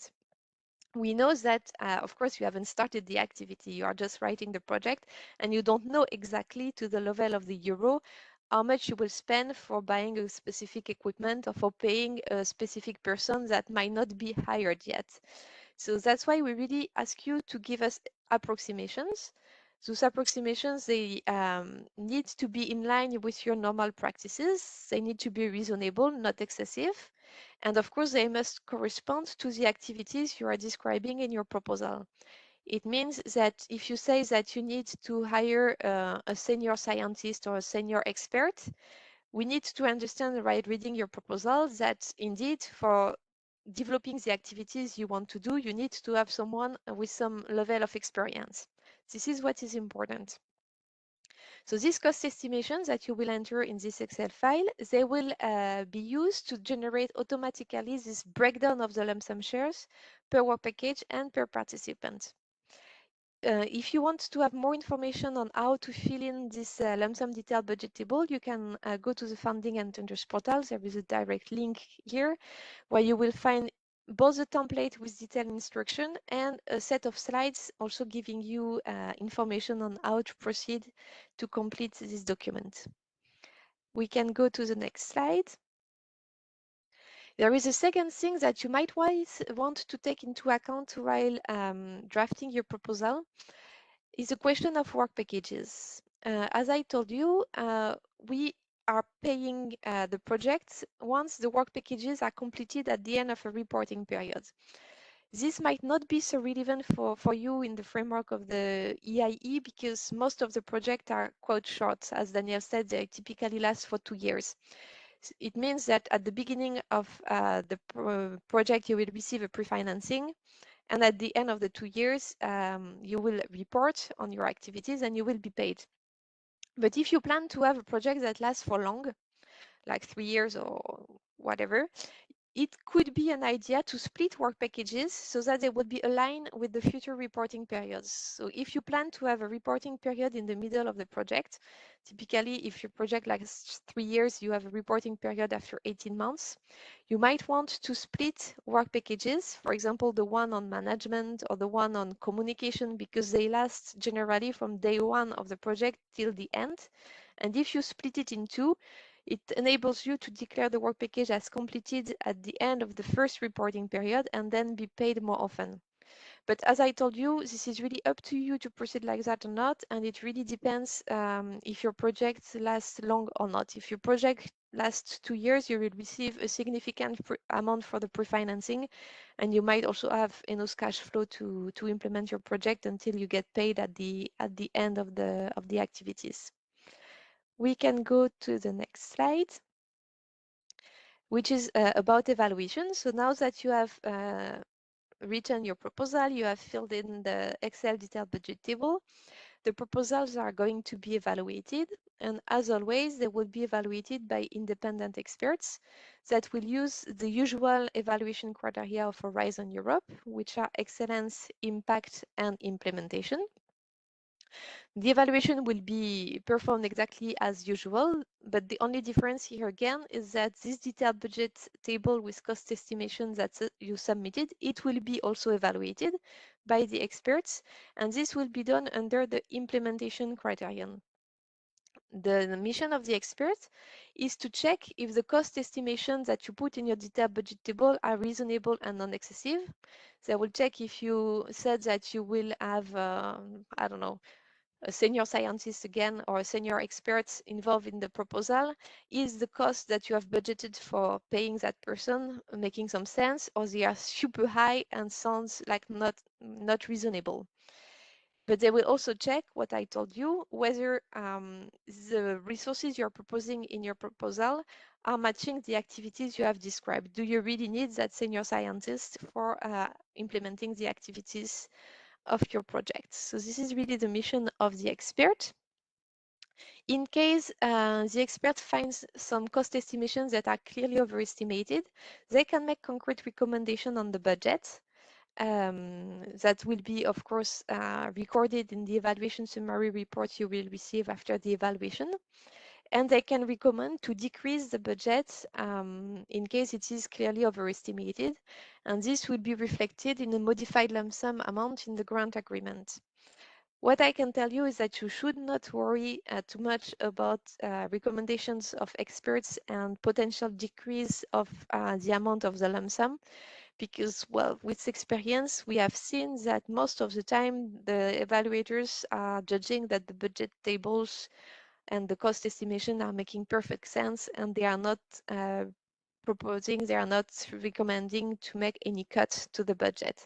But of course, it can happen in case the budget is not perfectly reasonable. In case a budget table cost estimation are really not making sense, if they are completely overestimated or on the opposite, completely underestimated, then it can be penalized and the expert could give you a lower score under the implementation criterion. So that's it about evaluation. We can go to the next slide. Of course, we don't have a lot of time to go to every single detail of lump sum funding.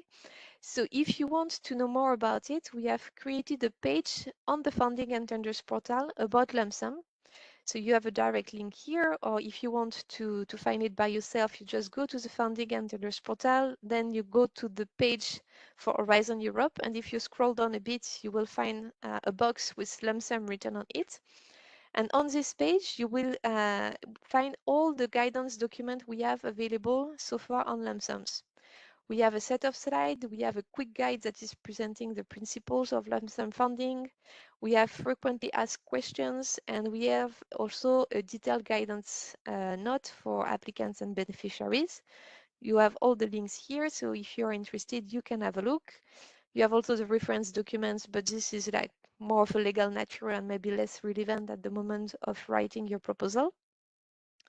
And we have also a list of events. We have organized already a number of webinars about lump sums where we explain how it works, but with more details than what I did today, where we also have discussions with beneficiaries of lump sum grants, and where we answer a lot of questions. Those events are always recorded, and we organized one a week ago, last Thursday.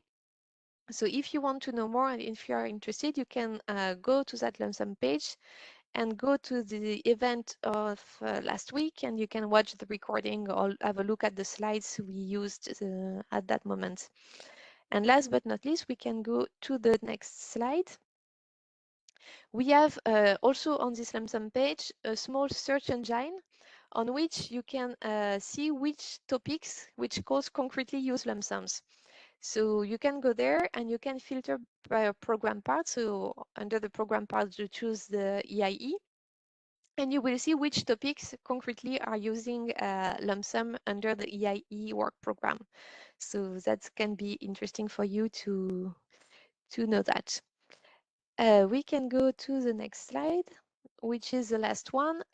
Just to say that something that is also of interest for you is that we have recently increased the limit of pages you're allowed to use in your proposal when you use lump sum.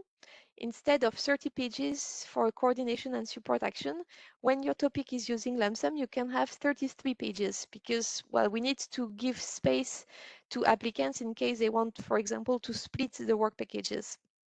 So this is something that is of interest for you. And just, well, to say that lump sum grants are a novelty. We started to use them under Horizon 2020. We introduced them progressively under Horizon Europe. The EIE was the program part that used the most lump sum since the beginning because there were already topics in 21 and 22. But now in 23, we have more and more topics everywhere in the program that are using lump sum.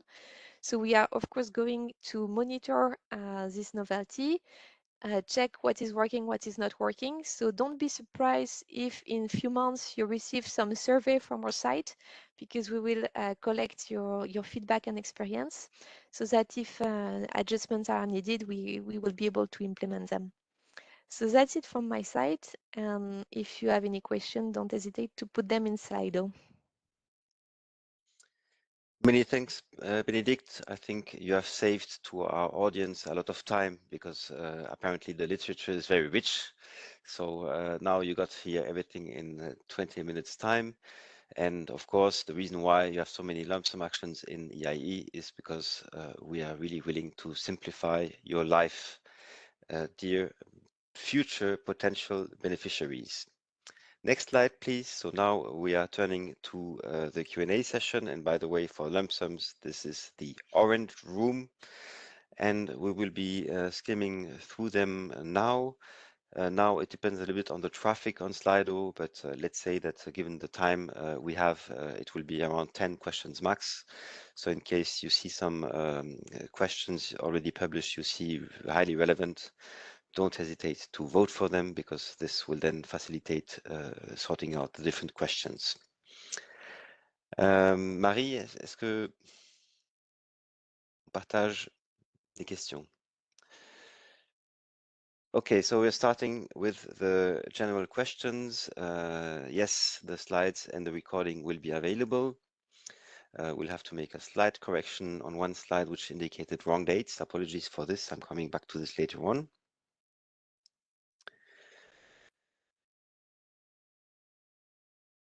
Okay, so I guess this question was probably more for Women Tech EU, which is how important is the deep tech element? And for the other question, is EIE only supporting technologies? Not necessarily. So it's a very open approach. And as Ekaterina mentioned, it's quite bottom up. So it's not only technology, so to say. Then I see a question about the UK, and I see that Marie is there. So maybe, Marie, I will pass you this one. You're muted, Marie. Yes. Yeah, I'm just finding the unmute button. Thanks very much for this question, because it is very important. At the moment, because the UK is in the process of association, it can, a consortium can include a UK participant, for sure. Whether or not that participant will be funded depends on whether or not the UK is associated at the time of time to grant. If the UK is associated at the time to grant, then of course the UK partner will be funded by the EU. If the UK partner is not associated at the time of grant, then the UK would have to pay. They would participate as an associated partner, and the UK would have to pay their participation. So that's the situation for the UK. In principle, yes, but it's not without some risk. Also because not all CSAs encourage participation by third parties, but by third countries. You'll recall what I said earlier. I see also there's one on the participation of Switzerland, and maybe I'll take that as well if that's okay. Please go ahead. Switzerland is not in the process of association, so Switzerland can participate in projects as a third country, so therefore as any other third country, as an associated partner, bringing its own funding to the project. But there again, I stress that this is in the case of CSAs, it's where third country participation is allowed in the call for tenders, where it's mentioned in the call for tenders. I hope that's clear. Thank you. Thank you, Mary. So, I mean, just adding up, because I had a chat with the Swiss a couple of weeks ago, that the co-found mechanism on the Swiss side is in place. And as I said before, this is a really opportunity because it's providing additional budget, which is not taken into account for the calculation of the EU founding part. Mary, you see the other questions. I think I will leave you the floor for the ongoing UK questions because there are other ones. If you regarding the UK, no, we do not have a date. No, this is a very complicated, multifaceted negotiation, of which Horizon Europe is only one part. So therefore, no, we don't have a date. Sorry. No estimates, Mary, like No. proposals are doing for the budgets? No. I understand it's not such a straightforward possible answer. So no, we can remove this one. And I think there's a last one about the UK, but I think you have already answered, Mary, if you see the last one on the screen. Yes, I see that somebody has answered, and indeed this is just what I said. There's no confirmed date for association, even though, of course, we are certainly hoping that the UK will become associated to Horizon Europe for sure. But it's part of a much bigger negotiation. Many thanks, Mary. I'm now for the question which is related to when you are speaking about regions in EIE Work Programme, what level of nuts is that referring to? Christina, can I pass you this one? Well, yes, normally there is no direct link of our European innovation ecosystems with NATS. Normally we're talking about, when it comes to regions, we're talking about NATS 2. But here our work program is open for all regions, for no matter the NATS level. We're talking about national, regional and local level. So there is no restriction specifically to have partners or public authorities coming only from the regional level. Many thanks, Christina. We can go to the next question, which is, can private organizations take a leading position in consortium, or are governmental organizations preferred? So here the answer is that it's absolutely neutral if it's a private sector organization or public sector organization taking the lead. Of course, it depends on the target audience, but you've seen that we've had quite an open target audience for some of these calls, so no problem to have private organizations being in the lead.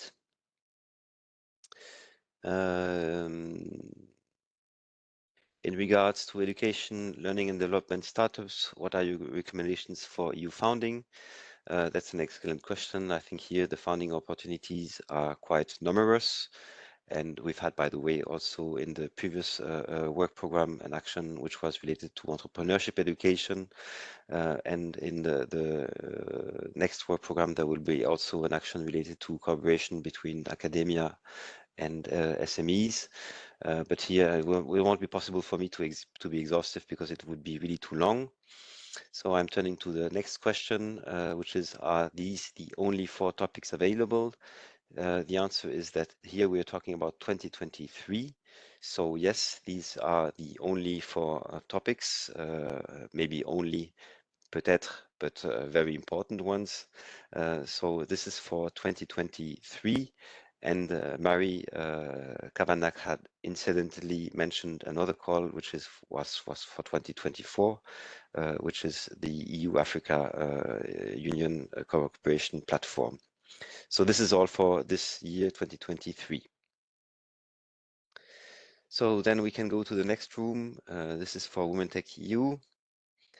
So let's have a quick look. We're starting by the first one. When will the results be communicated and the contract estimated to our start months? So here I'm leaving this to Natalia. You can take your calculation machine and up to you, Natalia. Okay, so my calculation machine tells me that normally we have 5 months time to inform about the results. So it should be around, let's say, August. But since in August, many of us will be on holidays, we will be aiming at informing of the results before summer, so maybe around July. However, I wouldn't like to promise it. And we are estimating that the grant will be signed around autumn, so maybe October, November, something like this. Is biotechnology considered deep tech in the context of the program? Well, you can see the definition of the deep tech in the work program. So everything what is building around scientific advances and discoveries in engineering is considered a deep tech. And yes, we had a lot of biotechnology proposals. We considered them as a deep tech. How is early stage startup defined? Is it through the TRL, BRL, revenue, funding, or other criteria? Here, I would like to point out that the work program does not specify how early is the startup. We established our working definition in the last 2 years when we were organizing the call, so we EISMEA. However, the consortium can propose completely different definition, or they can redefine it, redesign it. I can tell you what was our work. It was our working. It was not an official definition, but to understand whom we were looking for. So just to tell you, sorry, I have it here. What do you mean by an early stage startup? Early stage refers to the phase of startup development generally preceding the rapid growth phase. On an indicative basis, for the purpose of the Women Tech EU topic, we would consider, amongst others, the following criteria to define an early stage startup: startups that have been established and operating for not more than 6 years, startups that have raised limited funding, up to €1 million, startups before reaching the high fidelity MVP. And our definition of an early stage startup is indicative, which means that these criteria are not grounds for exclusion as such. The independent experts evaluating the proposal will consider several different factors when deciding whether the company qualifies as an early stage company. You can see this definition also on our Women Tech EU website. But as I told you, the winning consortium can propose different definition. Is it possible to organize calls for FSTP funding with geographical limits? For example, one call only for widening countries. Here, I would like also to point out what is the work program saying about it. So first of all, the work program is saying that the consortium selected will ensure the sound design, organization, and management of the Women Tech EU scheme, ensuring continuity of the scheme as implemented by the EISMEA. So our call was open for all member states and for associated countries. And also it says that the consortium will ensure proper geographical distribution. So I believe this call should be open widely to all member states and associated countries. Only one consortium will be selected. Is it possible to ensure that at least one Turkish Women Tech EU association will be part of it? We are very sorry, we cannot ensure it. Evaluation of all proposals will be done by independent experts. They will choose the best consortium. So we cannot promise anybody that they will be part of the consortium. Does the €75,000 grant include the indirect cost? Here it's also the winning consortium will have a freedom to establish how they would like to manage the 75,000 grant. Work program doesn't specify it. We were managing, like our grants was in form of financing not linked to cost, which was a form of a lump sum. However, the winning consortium is free to decide which how they would like to implement it. what is the reason added benefit or to transfer this coordination activity, as it seems to be very similar to the coordination of 2021. Indeed, it is supposed to be similar, it is supposed to be continuity, and the reason behind is that simply after successful pilot in 2021 and after increased interest as well as significant increase of budget for Women TechEU in 2022, it led to the resource intensity of administering high number of small grants. So we decided to redesign this call to ensure the most efficient call management. We are aware that it may delay the grant redistribution. However, once the consortium managing the next call is selected, we are sure that the process will be smoother and faster than it is now.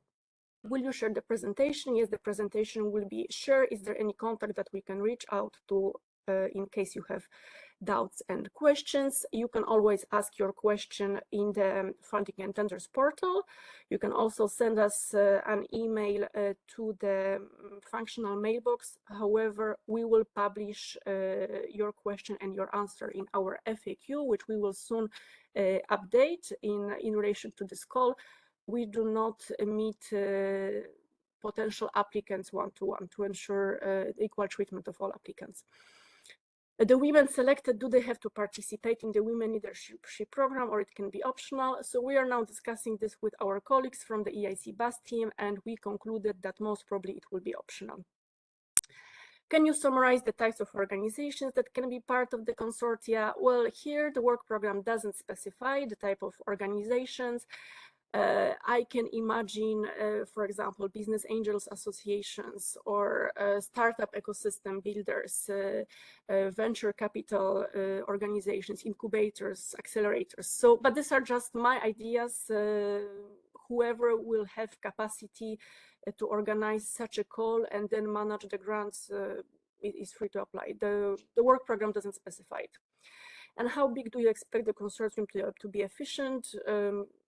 I don't have any numbers here. The work program is talking about minimum 3 entities. I cannot really tell you who, unless Daniel can tell you, but I believe this, well, there can be one consortium very efficient with 5-6 members. There can be another very efficient with 10 members. There's no, we don't, I cannot comment on that. Many thanks, Natalia, just for jumping on this very question about the size of the consortium. Indeed, it depends. I mean, the important is to meet the minimum eligibility criteria. But if I can share my experience is that if you go for too big consortia, it's usually much more difficult to manage, but there is no limitation set in the call text. Many thanks, Natalia, for all these answers. And we are now turning to Connect 02 for the preparatory action. And so this is for Christina. And Christina, if it's okay for you, I will Yes. give you the full floor. So I will not Indeed. ask you the questions, up to you. Okay, so it is mentioned that implementation of the action plans is not part of the call. Can you give concrete examples on the activities that will be funded? Indeed, as we said, implementation is not part of this call. It's only the preparation of the action plan that we expect applicants to introduce in the proposal. So as I explained, we have 2 phases. We expect to have 2 phases in the proposals. So in phase 1, which is the exploratory phase, via this phase, applicants should foster the dialogue with the stakeholders. So here they can, for instance, organize workshops, events, networking activities, awareness raising activities, etc. Whereas later on, also there will be opportunity for mapping and analysis of the outcomes. So here we expect, for instance, to have to use different tools, as we said, also to use kind of desk research, case studies, for example, or other surveys, or to use existing virtual platforms, so as to make this analysis. And then once this first phase is concluded, then they can go on and have some other activities in order to get organized and concretize this action plan. So the second question.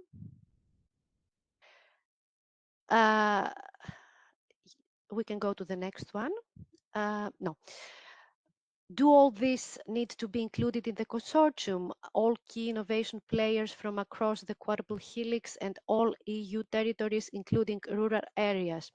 As I can understand from this question, it seems that the person who asked this question maybe seems to be surprised if it needs to be so ambitious, the proposal that needs to include all these, all territories and all actors. Well, here in the topic description, the expected outcome explains that it's good to ensure the inclusiveness as much as possible of all possible key innovation stakeholders from across the quadruple helix and all, if possible, as many as possible, or all EU territories, including rural areas. But we want to be realistic here. I mean, we want to have proposals that are realistic and not over ambitious, and to be in line with the objectives of your proposal. So try to stick to this line to take and try to be as realistic as possible when it comes to the inclusiveness as well. The other question, should S3 be the focus or the new partnership for regional innovation if a region is involved in the pilot? Well, here what we say is that we expect the applicants actually to identify areas of collaboration. These areas, of course, should be selected smartly. This means that they can absolutely have a link with their smart specialization strategies. It can be a kind of joint activities based on the priorities that they have set up of their smart specialization strategies, or they can combine this, or they can select another priority like an EU priority, like the green or the digital transition. And here we should say that the PRI, the Partnership for Regional Innovation, is acting in complementarity with the regional innovation strategies. So it gives the European dimension, since it encompasses all different available funding, including national, regional, or EU funding. And the PRI is actually implemented on a voluntary basis to improve the functioning of innovation ecosystem. So it's absolutely up to the applicants. There is no restriction. It's absolutely up to the applicants to decide what best fits to the needs that they have, and to make proposals in line with what they want to achieve and what is the added value for their country or their region. The next question, should public authorities take the lead in these projects, or may other innovation ecosystems across actors facilitate action planning across the quadruple helix? Well, here, apart from the eligibility criterion that set up the number of the entities that can participate, the three minimum entities coming from at least 2 member states or associated countries, there is no other restriction in the eligibility criteria on the type of the partners, on their role, or who can take the lead. Of course, it is mentioned in the target groups, which is only indicative, that we expect national, regional, or public authorities together with private actors, it is mentioned explicitly, and other research and innovation actors to form consortia in order to form and to have together these joint strategic action plans. So definitely public authorities should play a key role. Also, you have to remember that if the proposal will be co-funded later on, if you are interested to submit this proposal under the co-fund scheme later on, then you have definitely to involve public authorities. So the next question, will the minimum 3 partners have to allocate budgets to each and receive the funding directly? If we are, yes, we are talking about the minimum requirement, the minimum eligibility requirement applies to beneficiaries. So here we need at least three legal entities as beneficiaries, which means that these at least three will receive funding from us. And this funding does not go directly from the granting authority, EISMEA, to the partners, but it's the coordinator who is in charge of being the contact person with us and who is in charge of sharing this funding. The next one, there is no co-financing required for preparatory action. Indeed, the preparatory action is a coordinated and support action with 100% European Commission funding. So no co-funding rate here. 100% will be the co-funding rate. It will not be co-funded as a type of action. Can a partner from the US be part of the consortium? As we said, and in the beginning, also in the very nice presentation about the international collaboration, it has been made explicitly, it has been made clear that as long as the eligibility criterion of the three legal entities coming from member states and associated countries, the proposal, of course, can include also other partners, including US, as an associated partner. The next slide is an association-only cluster consortium eligible to apply. Again, going back to my previous reply, there is no restriction in the call. Of course, clusters play a major role in the European innovation ecosystems with their affiliated entities. So, of course, it's open. They can participate as partners as long as the eligibility conditions and the call conditions are met. Another question, maybe this is the last one, is there a maximum number of partners? The call is only giving information about the minimum number of partners, which should be at least 3 legal independent entities. The maximum number of partners is open. However, you should wisely consider the number of partners in your proposal, considering different parameters, their role in the project, the European added value, the allocation of budget, and if we are talking about only beneficiaries or also associated countries. So this is all, I think. Many thanks, Christina. So now we're turning to the next room about simulation experimentation. Here, the first one is the call only supporting areas of deep tech. I mean, here you have to check the wording in detail in the work program. I think it's mentioning it's not the word used in the work program. So this you will find the answer in the call text. Can you define experimentation spaces or give concrete examples? I mean, so here the examples which were given, including in the call text, are regulatory sandboxes, test beds, etc. So, I mean, here I invite you to have a look at the literature that you can find. There is no further specifications than this. And the 3 items which are shared in the text are not limitative. So I'm just repeating the ones which are stated in the work program: regulatory sandboxes, living labs, or test beds. But I invite you to find out further literature on this notion of experimentation space. Next question: is there a target TRL level for technologies to be admitted to the experimentation spaces to be developed? So here there is no indicated TRL level, but nevertheless, by the essence of the experimentation, it means that the TRL level should be quite high, because here we're testing very close to market solutions. So there's no strict definition of level of TRL, but of course, as by essence it is for experimenting, the TRL should be probably quite high. Next question is about can universities be beneficiaries? That's a very good question. In the target group, it is not mentioned explicitly. Let me just have a quick look.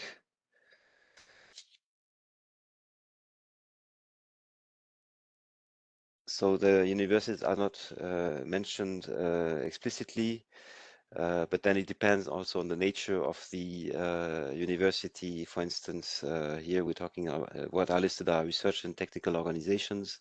So in case the university has a technology transfer office, this probably will be the hook for being part of this proposal. Next question, what if the innovators are OEMs? We have an idea in mind where innovation testing will enable that industry can show the benefit of their innovation. Also a very good question. So what are listed here are clearly SMEs. As to the participation of companies for the OEMs, I mean, why not to hook on this other civil society organizations, but they can be also player for test beds. Here limitations nevertheless on the size of the company, so it's really more targeting SMEs. And again, I invite you to read the call text in the section about the scope. Next question. Is the sandbox idea only supposed to focus on a regulatory aspect, or can it also tackle validation of a business idea in general? So here, I would say the regulatory dimension is quite dominant in this action, but not only. I think there was also a list on the slide addressing other areas.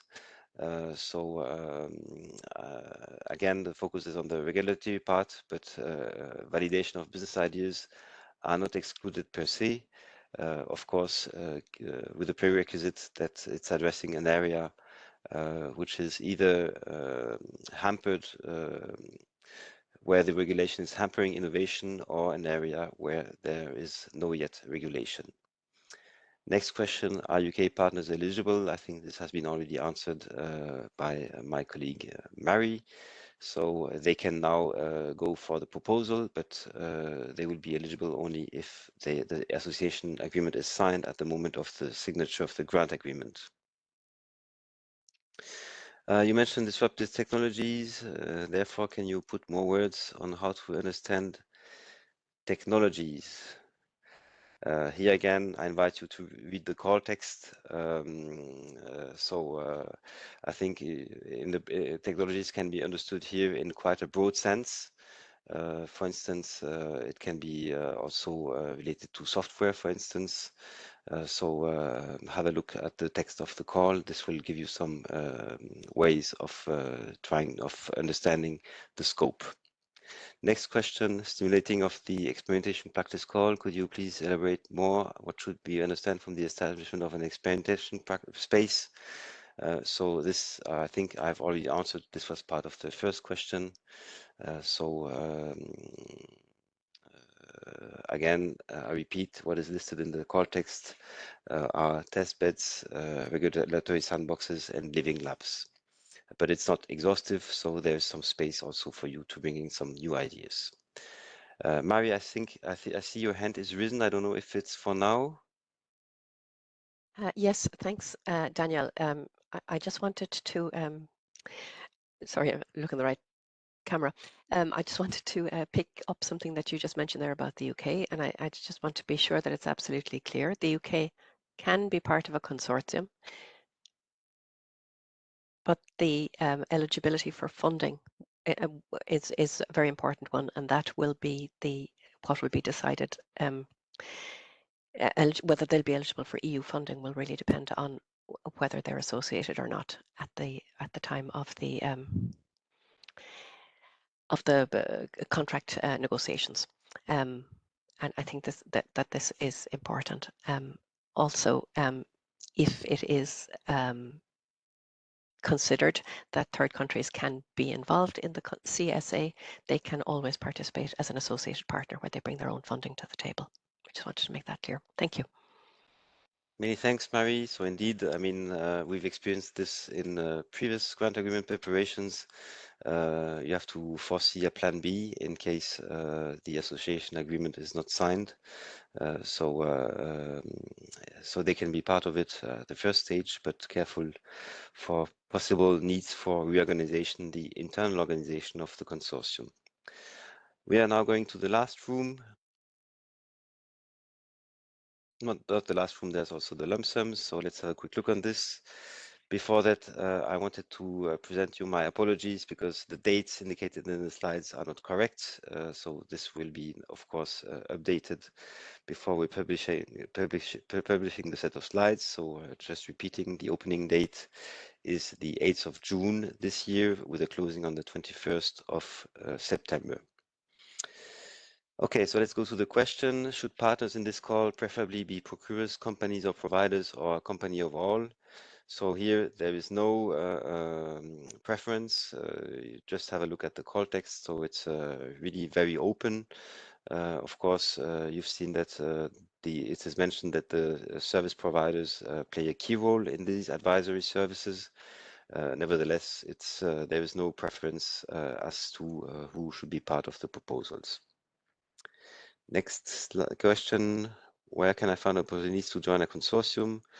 This has been mentioned at the beginning when you're going on the call page. Once the call will be opened, there is a research module for finding another consortium. And at the same moment, don't forget to use also the EIE Data Hub, which had been mentioned at the beginning, because this will enable you to identify in a couple of clicks the beneficiaries from past actions, from past calls, which are of projects which are now running in the area of public procurement. So this can be a very useful source for finding partners. Next question, please. Should advisory services primarily deep tech areas, or is it open to any field? Here the deep tech dimension is not specifically mentioned, so it means that it can be open to any type of field. If it would have been deep tech only, it would have been mentioned more restrictively in the call text. Next question, please. Please explain if you have to be legal entities to qualify for participation. Yes, indeed. I mean, this is the case for all of our calls.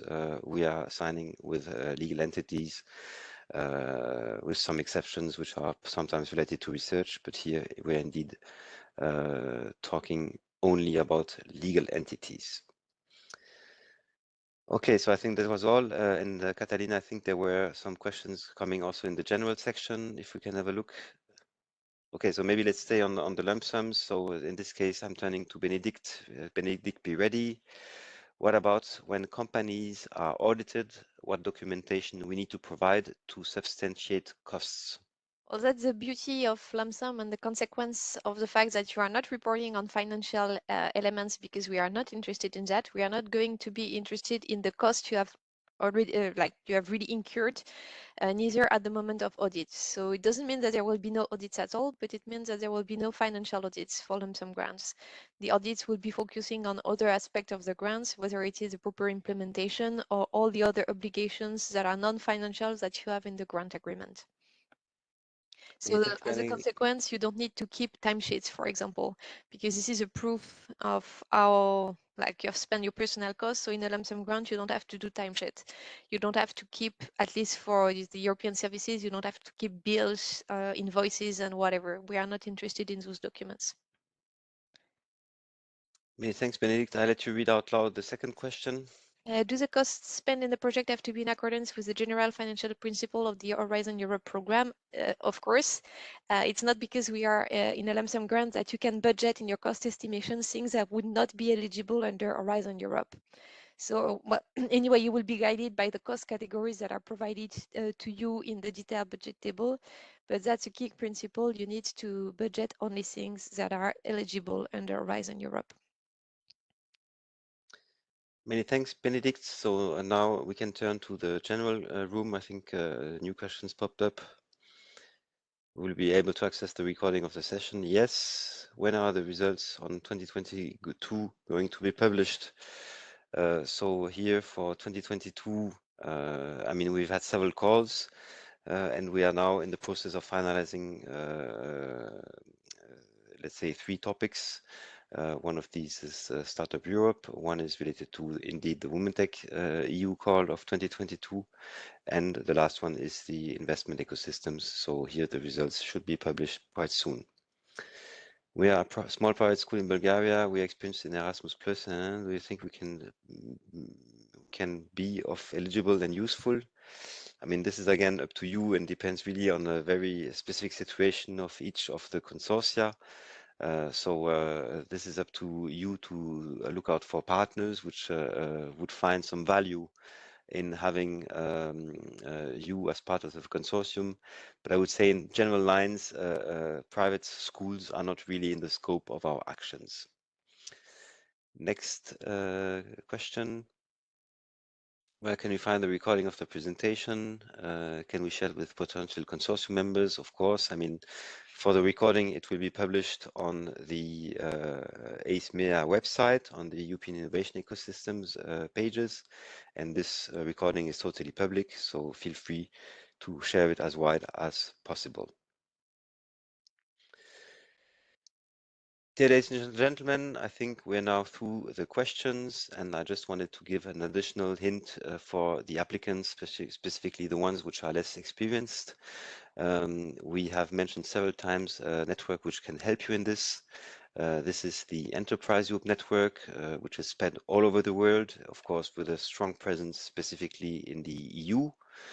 So that you can find very easily on any search engine. You just type Enterprise Europe network, and you will have a node very close and very nearby to you. So they can also help you in understanding the overall concepts of our call text. I think I will close now almost on time. So I hope that this info session has been useful to you. I hope that it will help you to build great proposals. We are definitely needing good proposals. I wanted to thank here our contractor for organizing all the logistics. Merci beaucoup, Marie. Parfaitement bien géré les slides sur WebEx. And of course, I wanted to thank here all my team and as well as all the stakeholders around, like Mary, Benedict, and of course our parent DG represented by Ekaterina this morning. So that's all for me. I wish you a very good day, and I hope to see you soon with very good proposals. Many thanks and have a good day.